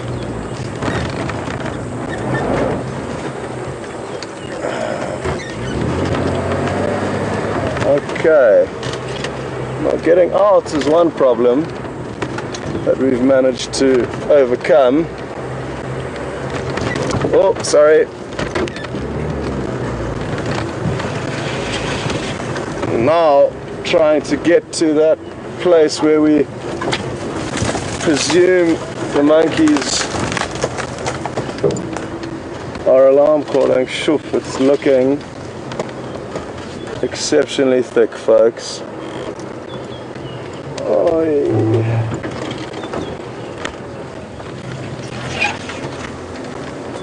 I don't know how successful we're going to be here, folks, but I'm going to continue trying.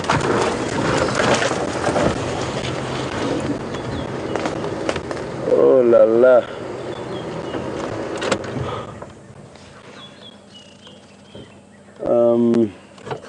Just an Inyala in front of us here. It was important to remember, because if we then hear the Inyala alarm call, it would mean that the leopard or whatever it is these monkeys are shouting at is close to this area. Watch out for the buffalo thorn on the left here.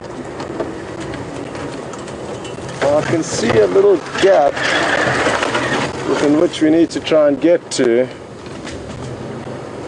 but getting to it is proving to be close to impossible. Although we could potentially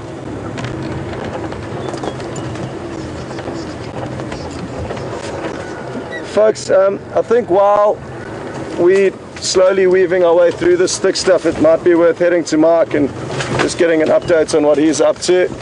That way I can concentrate on off-roading and hopefully find whatever it is they're shouting at. So we'll see you a bit later, folks.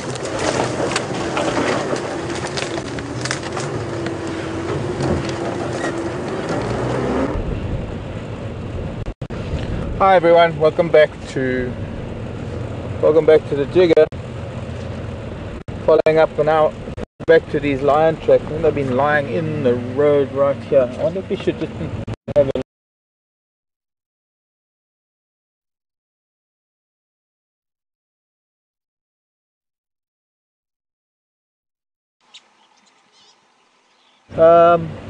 an old quarry, probably for taking soil for building, fixing roads in the past. And although the line tracks tend to go past, have a quick look. Starting to, although this cloud is cooling things down, it's been quite hot the last half hour or so, which is going to be putting cats in the shade. I guess nobody down here. A bit too hot in this little bowl. And yeah, it's nice to have some questions.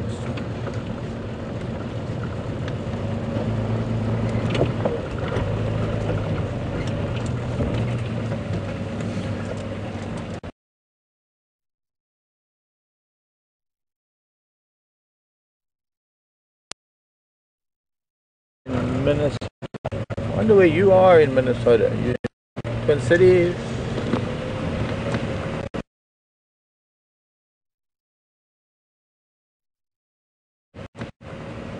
Further up north.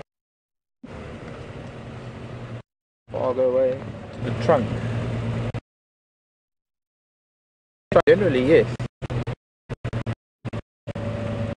Probably. Yeah, that's why I thought they were at the quarry. Seen that severed very, very high up. Oh, look at that very big steenbok male. Wow, look at the size of him lying down.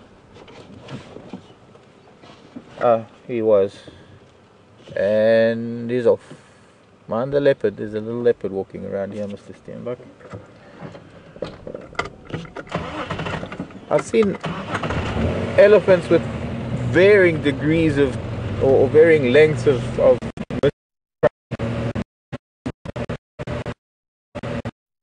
to survive pretty well. There was one thing, there was about 25 years ago, somewhere back in the past, in the area around Lake Victoria, no, not Lake Victoria, Zimbabwe. That's what developing a muscular disease. What happens to the elephant or to its trunk. Now, floppy trunk disease somehow is a neurological disorder that disabled or rendered their muscles in their trunk useless, so they couldn't use their trunk for anything. And it was a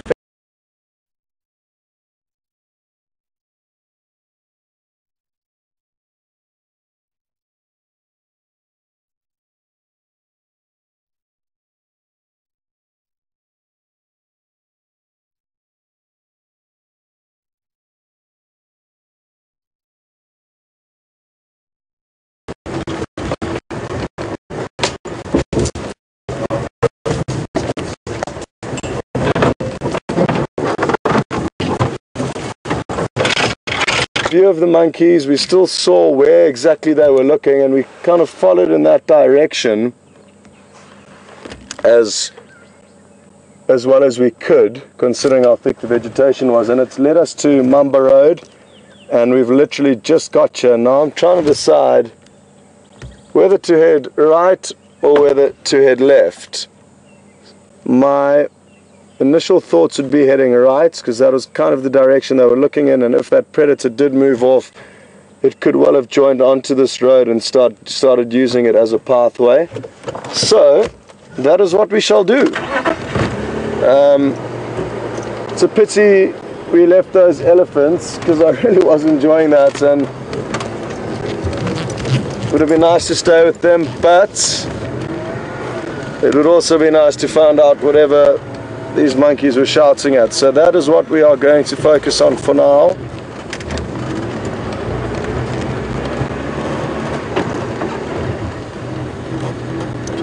And hopefully, whatever it was they were alarm calling at, like I said, it was heading in this direction, at least the direction they were looking in, and the predator will typically try and get away from alarm calls as soon as it hears them, because it wants as little animals as possible to know that there is a predator in the area. Now that those monkeys have been alarm calling, everything in earshot of the monkeys is on high alert. So the predator's typically going to try and escape as quickly as possible, get out of view, out of mind, and it was heading in this direction. So let's see what we can find. Still no tracks on this road.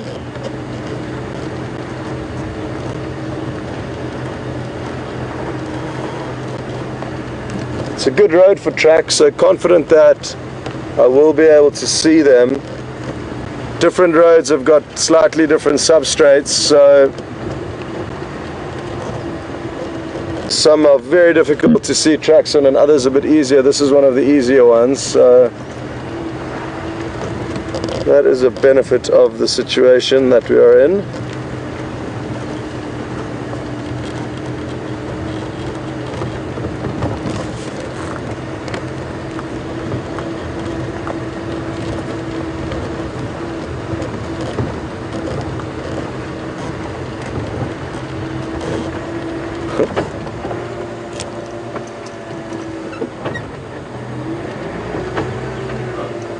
See if you can get that little lizard running down the road there on the right hand side. Looks like it's got quite a colourful yellow tail. It's just at that stick that's crossing road. There we go. Awesome. So there's a little skink of sorts. I'm not sure exactly what kind, but it will be part of the skink family. It's probably only 2 inches long. I doubt it was this that the monkeys were alarm calling at. But it is a little predator in its own world, a little insect hunting machine.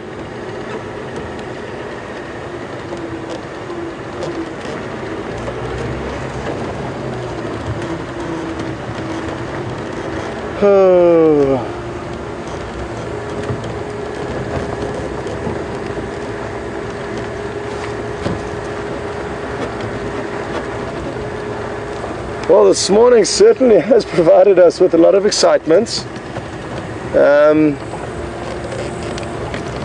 I can't reiterate enough that that's what it's about. It's not about permanently having these impressive animals in your screen or in view, because if that was the case, there would be very little joy in seeing them. The old supply and demand chain can be applied to nature as well, or game drives. The lower the supply, the higher the demand, and that's what keeps us coming back. The fact that it is difficult to find these animals, and that if they were around every corner, there'd be no excitement in doing this. So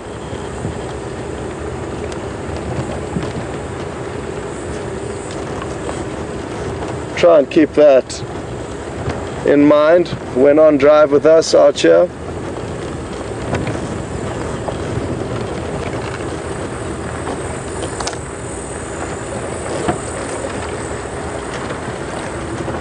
I even keep checking behind us to see if whatever it was the monkeys were alarming at hasn't popped onto the road behind us, but it doesn't appear to have. I'm quite happy we've ended up on Mamba Road. I haven't spent too much time on this road, and it's leading us to a very pretty area that I would like to share with all of you.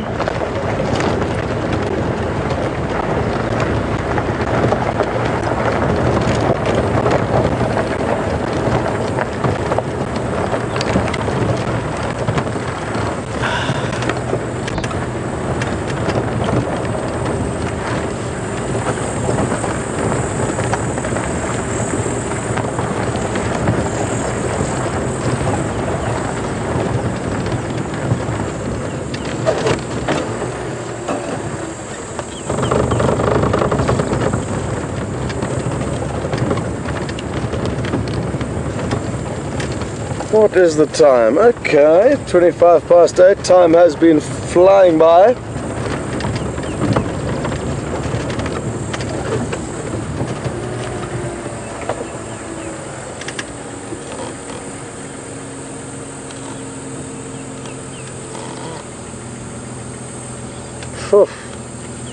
Well, we certainly have seen a lot of tracks this morning.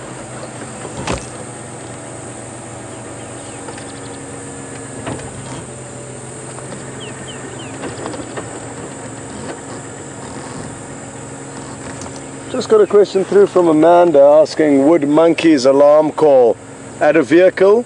Not likely, Amanda. The reason being is we typically don't pose a threat to the monkeys, and therefore they would have no reason to alarm at us and treat us like a predator. So no, not likely, but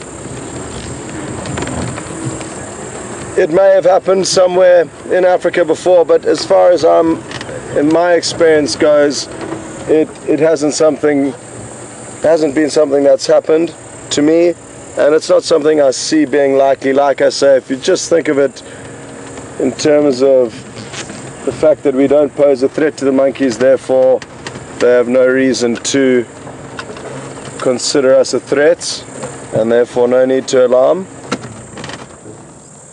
But animals that they would alarm call: lion, leopard, wild dog, cheetah, potentially hyena. I've seen them do it to hyena a few times, but mainly not hyena.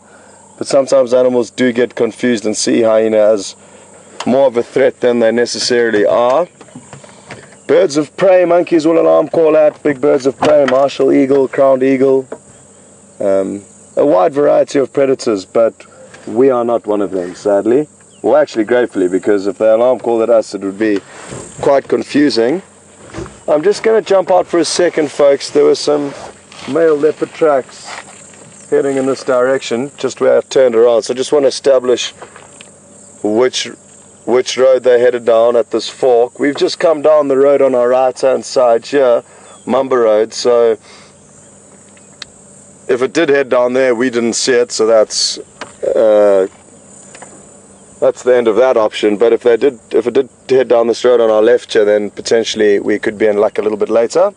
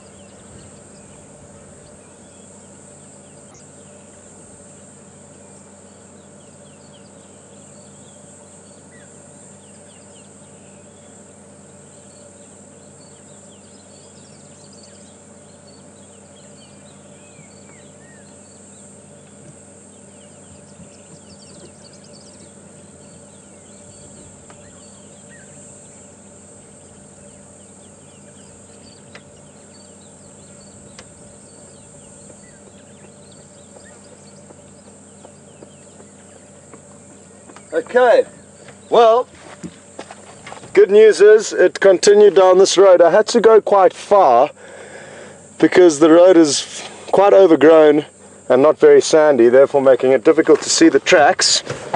But there was a little sandy patch further down where I did see what looks to be a male leopard who continued down this road.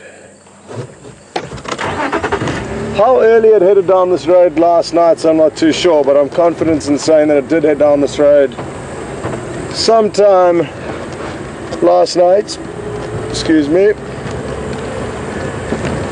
So I saw his tracks just on the left hand side of the road here, heading down.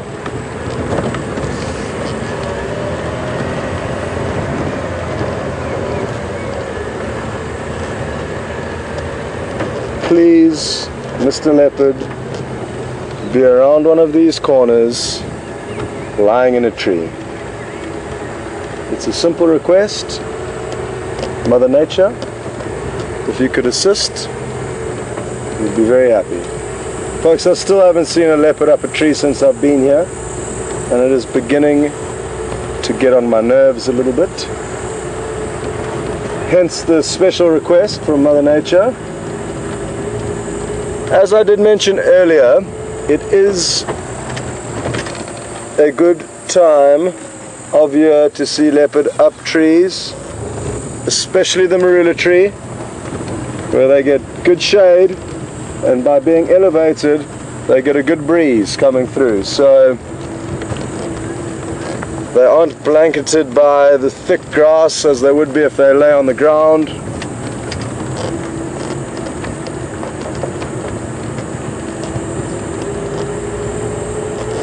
I'm not going to bother checking to see if we have his tracks along this road, and the reason being is now that I've established he headed in this direction, all we can really do is drive down here and hope.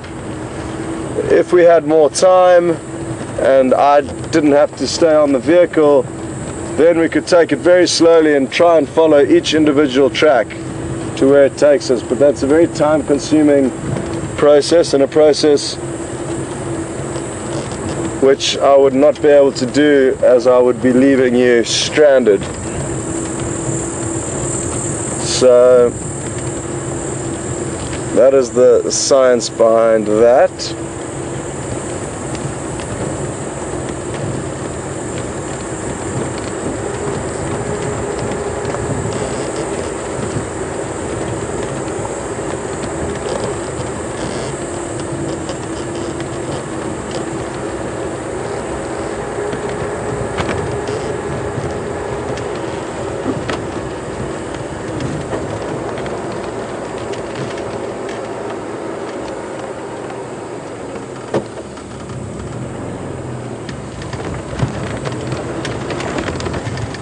No sign of any tracks coming out here.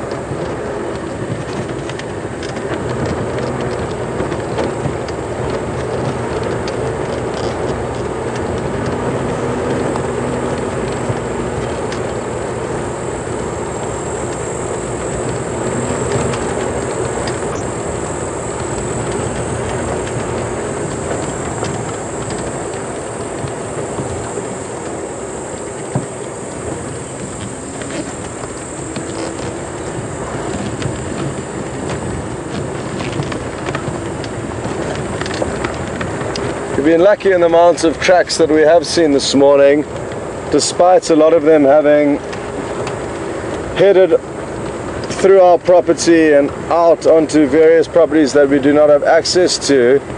At least it's giving us some clues as to where animals have been moving. So now there is a chance that a leopard could pop up here, because this is the direction those tracks were heading in. Whether it's somewhere stuck in the block between these roads or it's already crossed over, we can't tell, but we do know that a leopard was moving in this area. So at least we are relatively warm in the search.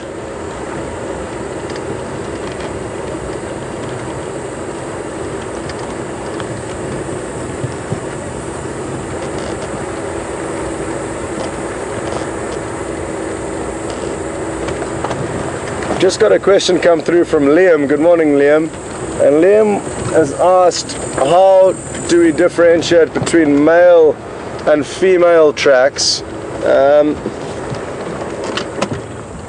The basic reason, Liam, is size, and that can be misleading in certain situations. You get girls with big feet and some girls with small feet, and the same goes for boys. So it does vary, but size is the initial factor that you look into.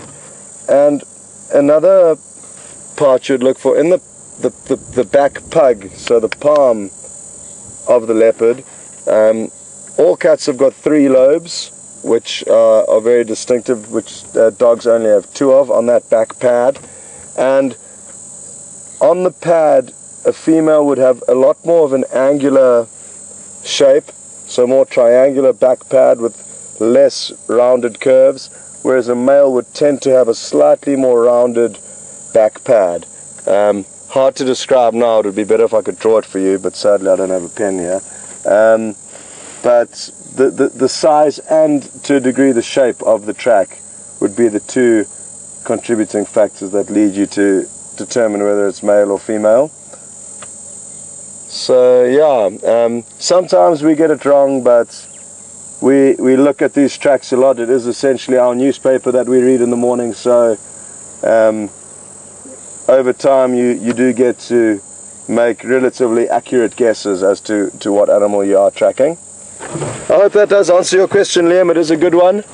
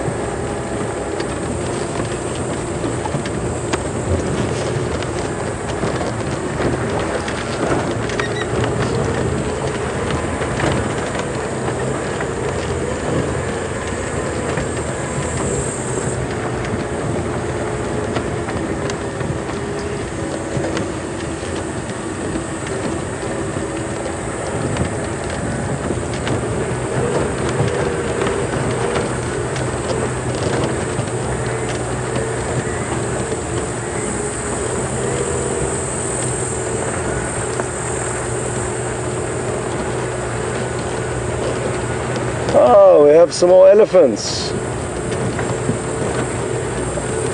It's just one that I can see at this stage. I'm going to continue and try and establish if there are more around.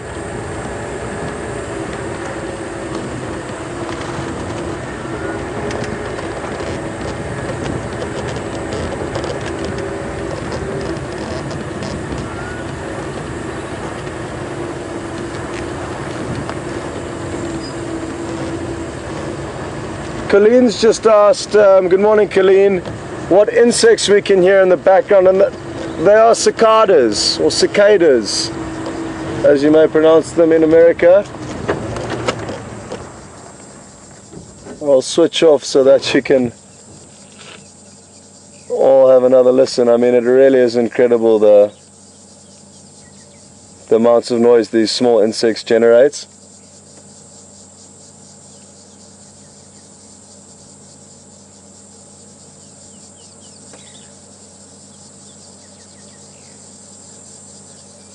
We can also hear the rattling cisticola, which is a very common call to hear out here,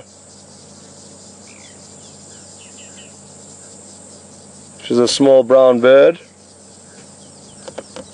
whose call certainly is a lot larger than you'd expect it to be when you actually see the bird.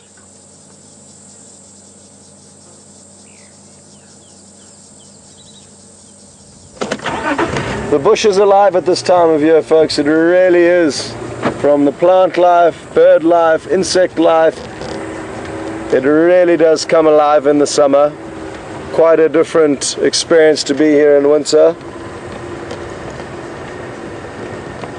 I personally probably prefer the winter if I had to choose one of the seasons, simply because the heat doesn't limit you to how long you can spend out here. You've got a lot more freedom in terms of being out and drive for longer periods of time. But the summer certainly does come with lots of benefits that I do also enjoy. Ideally, the time to come is between seasons, so either at the end of summer going into winter, or the end of winter going into summer. That way you kind of have the best of both worlds. So that's worth bearing in mind when you guys come out to visit. Here's the rest of this herd of elephants. I am going to try and potentially loop ahead of them, but it is looking very thick, so I don't think we need to force the issue after this morning's sighting, and also considering how much off-roading we did earlier trying to follow up on those monkey alarm calls. I think we've done our quota of off-roading. It certainly does have an impact on the vegetation to a small degree, and also to whatever animals may be in those plants or bushes, so we try and do it only when necessary. And like I say, I think we've used up our off-roading quota limit for this morning, and we've already had a great elephant sighting. So let's continue, leave those ones in peace, and leave the bush untouched in that little section.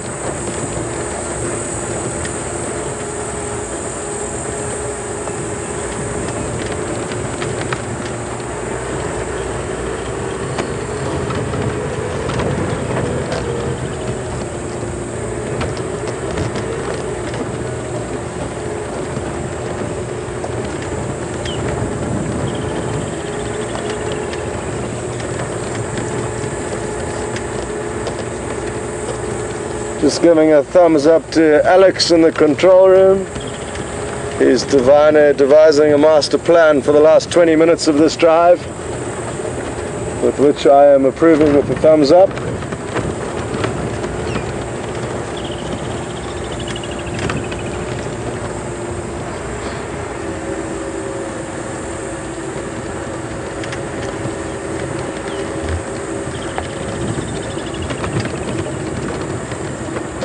Okay.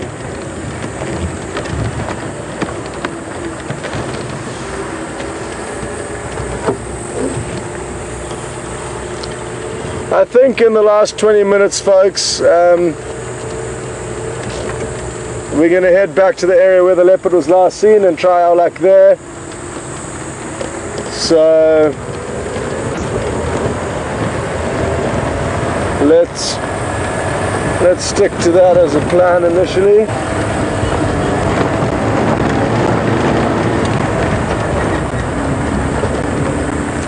We are not far from that area at all.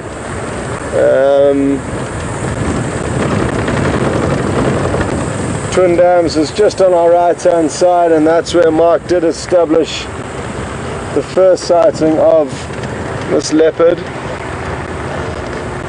And from there it headed in direction, kind of going down now.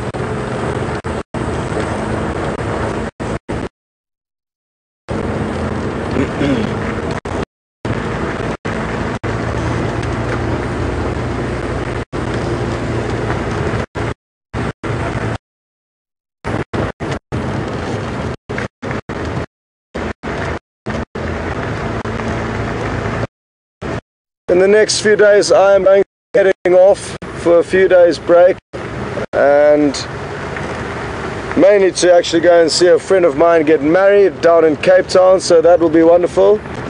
And I am certainly looking forward to seeing them. Very good friends of mine that I worked in the bush for many years. The husband-to-be was a guide, we guided together, and his wife-to-be was the camp manager, and they are still in the safari industry, so very close friends that I bonded with for the 3.5 years that I was in the Sabi Sands. So I will be gone from the 15th to the 18th of this month for a short break. And when I'm down in Cape Town, I'm going to be seeing somebody that I haven't seen for a while that I'm really looking forward to, and I think she is watching this morning, so if she is, hello Nikki, I hope you're enjoying, and we will see you on Monday. Now, as much as I do love my job and love being out here, folks, the change of scenery is always a good thing, so I'm looking forward to extracting myself from this beautiful place just for a few days, and then you come back really appreciating it that much more. So as excited as I am for a break, I'm already excited to be coming back after a few days out. So this is where we would like to think the leopard is going to pop out.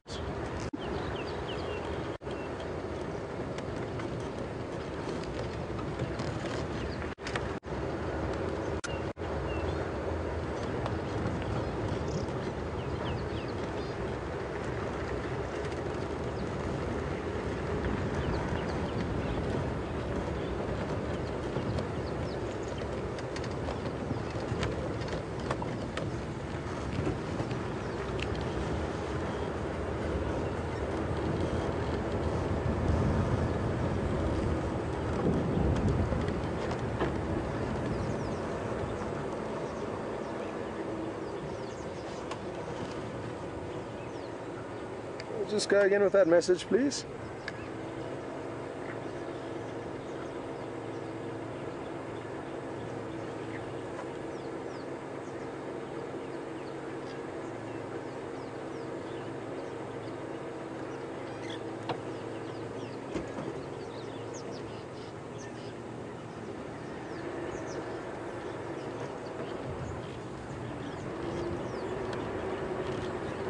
Copy that.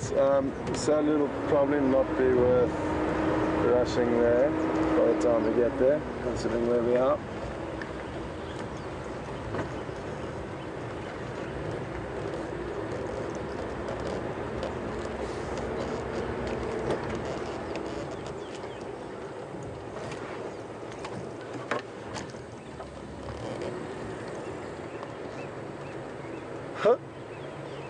Folks, I've just found this leopard's tracks crossing over the road on top of our vehicle tracks. It'd be nice if Alice could actually show you. But it means we are hot on its heels and it has just been slinking away from us. But you see here and here, this is on top of the vehicle tracks. This one. So that was on top of the vehicle tracks heading in that direction.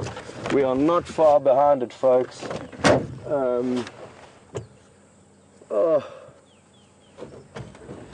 So what we do is we just check for a moment to see if it didn't follow this road for a while. But judging from the direction the tracks were heading in, it crossed straight over. Okay.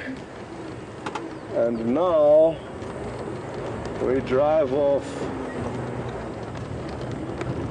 into the bush, hoping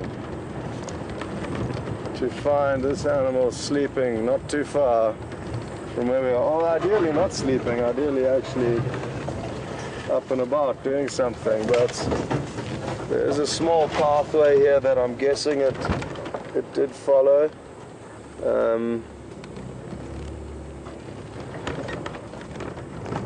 It's just so thick. But the fact that it could be around any one of these little corners means we don't have any other choice other than to try and follow this little game trail that you can see weaving through this vegetation. I'm hoping he would have taken this game trail as his choice. Oh, we're going to be able to fit here. Yes, we should. Only just.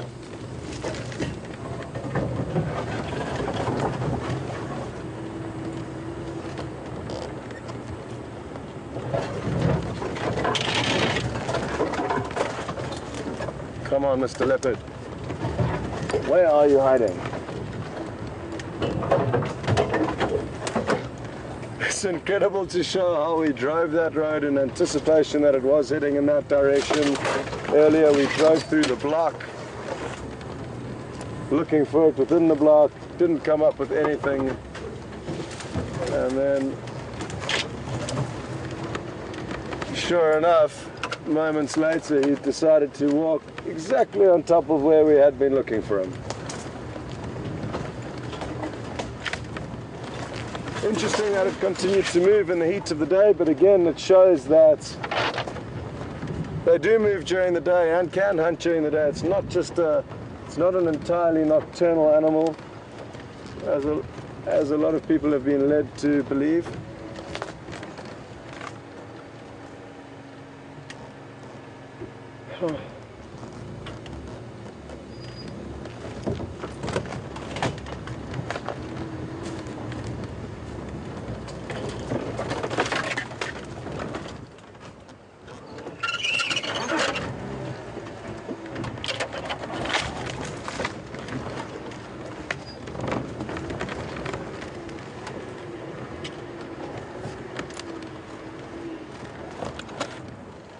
Just going to get my map out quickly and establish where the closest road is that we can check,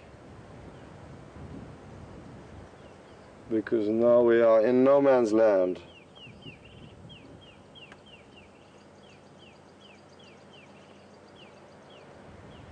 Where are we? Okay.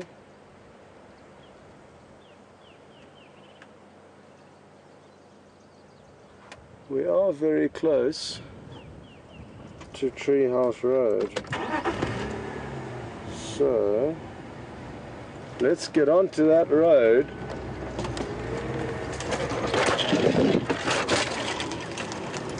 I'm hoping we can. I think there might be a riverbed between us and the road though. Oh no, it's right here.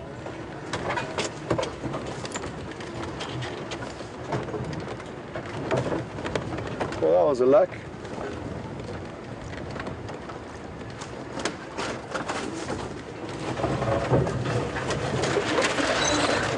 Again, folks, just to remind you, a lot of the trees that I am driving over, we target specifically knowing that they are very supple and just pop back up after we've driven past.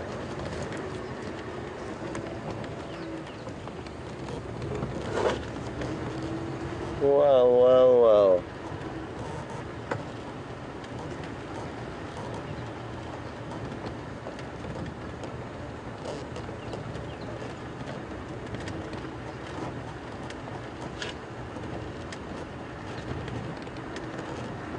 A lot of impala in this area. Again, that's not to mean that there's not a leopard here.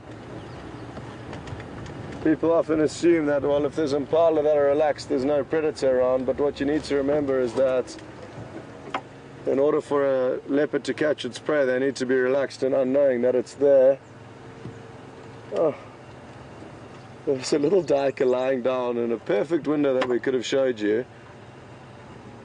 But, surprise, surprise, it ran off.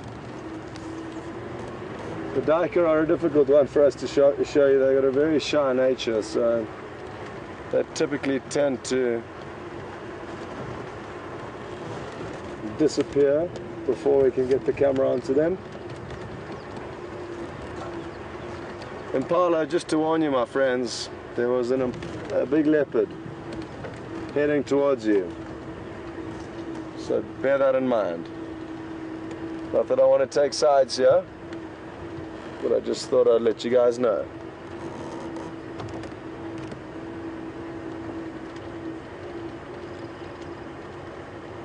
Beautiful big bachelor head, this.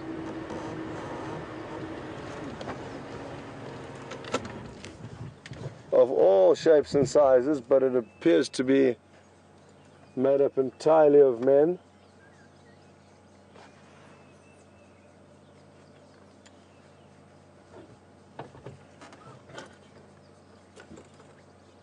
Sadly, at this time of the year, they aren't too inclined to be aggressive towards one another. When it is closer to the rutting season, around June, July, we really do get a lot of action out of these guys chasing one another out of their territories. All the ladies have got young kids to attend to, so the men have a few months off within which they'll bond with one another.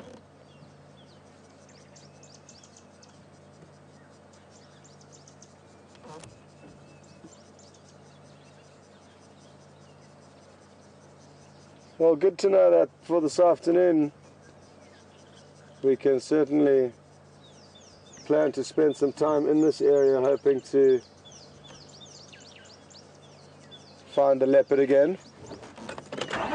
We do know it's here, and that's the thing that's important about being out on a daily basis.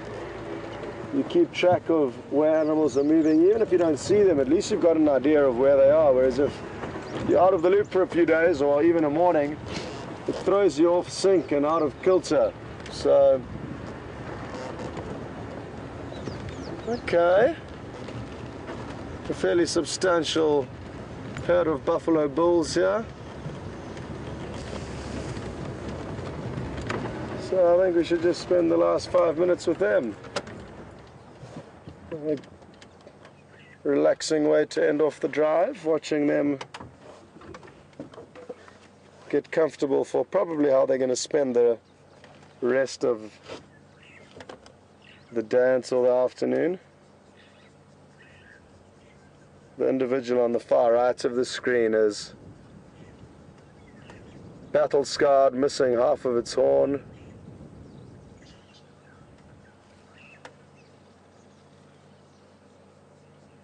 They really do have a lot of character, these animals. And attitude, and rightfully so. They command a lot of respect out here, and it is the last animal that I would like to encounter on foot. I would take anything above this. You can notice all the mud caked on its back as well. That's the results of all of their backs, the results of their mud wallowing, and that creates that protective layer that we've spoken about. But look at their attitude. Tough old men. I'm sure they've got some incredible tales of close encounters with lion over the years. But right now it seems like they don't have a worry in the world. This one's slowly chewing the cud with its eyes closed.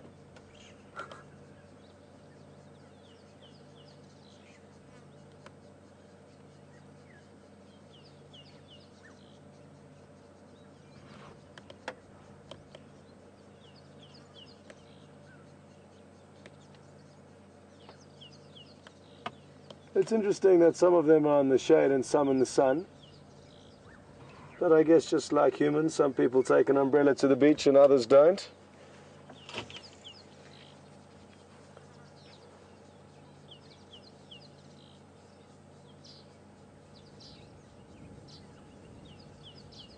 Alex, there's an oxpecker that looks like it's quite active feeding on the one on the right with the broken horn. Don't know if you can try and get onto that one on the far right.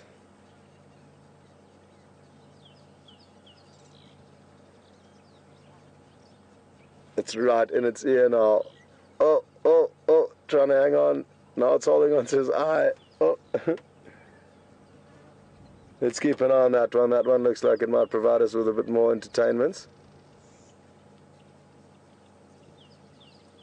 How bizarre. Imagine having a small animal just perched on your nose, busy cleaning your face for you.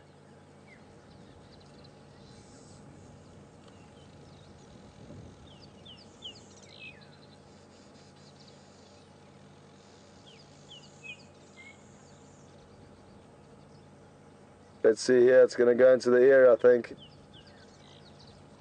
Here we go. It's going to try. Oh. Awesome. Obviously it knows that the ticks like it in the ear because the skin is soft there. But the buffalo doesn't like the thought of having that oxpecker plugged in its ear. And that we can understand. That was really cool to see. Well folks, it is time to say goodbye, and I will say goodbye on behalf of Mark and apologize for the breaks in transmission this morning. Like I say, he'll be more frustrated than you guys that you didn't get to see as much of the leopard as he would have liked. But Mark does say goodbye, and so do I. Thanks for joining us. It's been another exciting morning out here on Safari Live. So we will both be on drive this afternoon again, and we'll certainly be doing our best to find the leopard that you only got a glimpse of this morning. Like I say, we do have a good idea where it could be. But until this afternoon, folks, I hope you have a wonderful day or night or whatever it is, wherever you are. And thanks for joining us. Sorry about the technical issues today. And just enjoy these buffalo for the last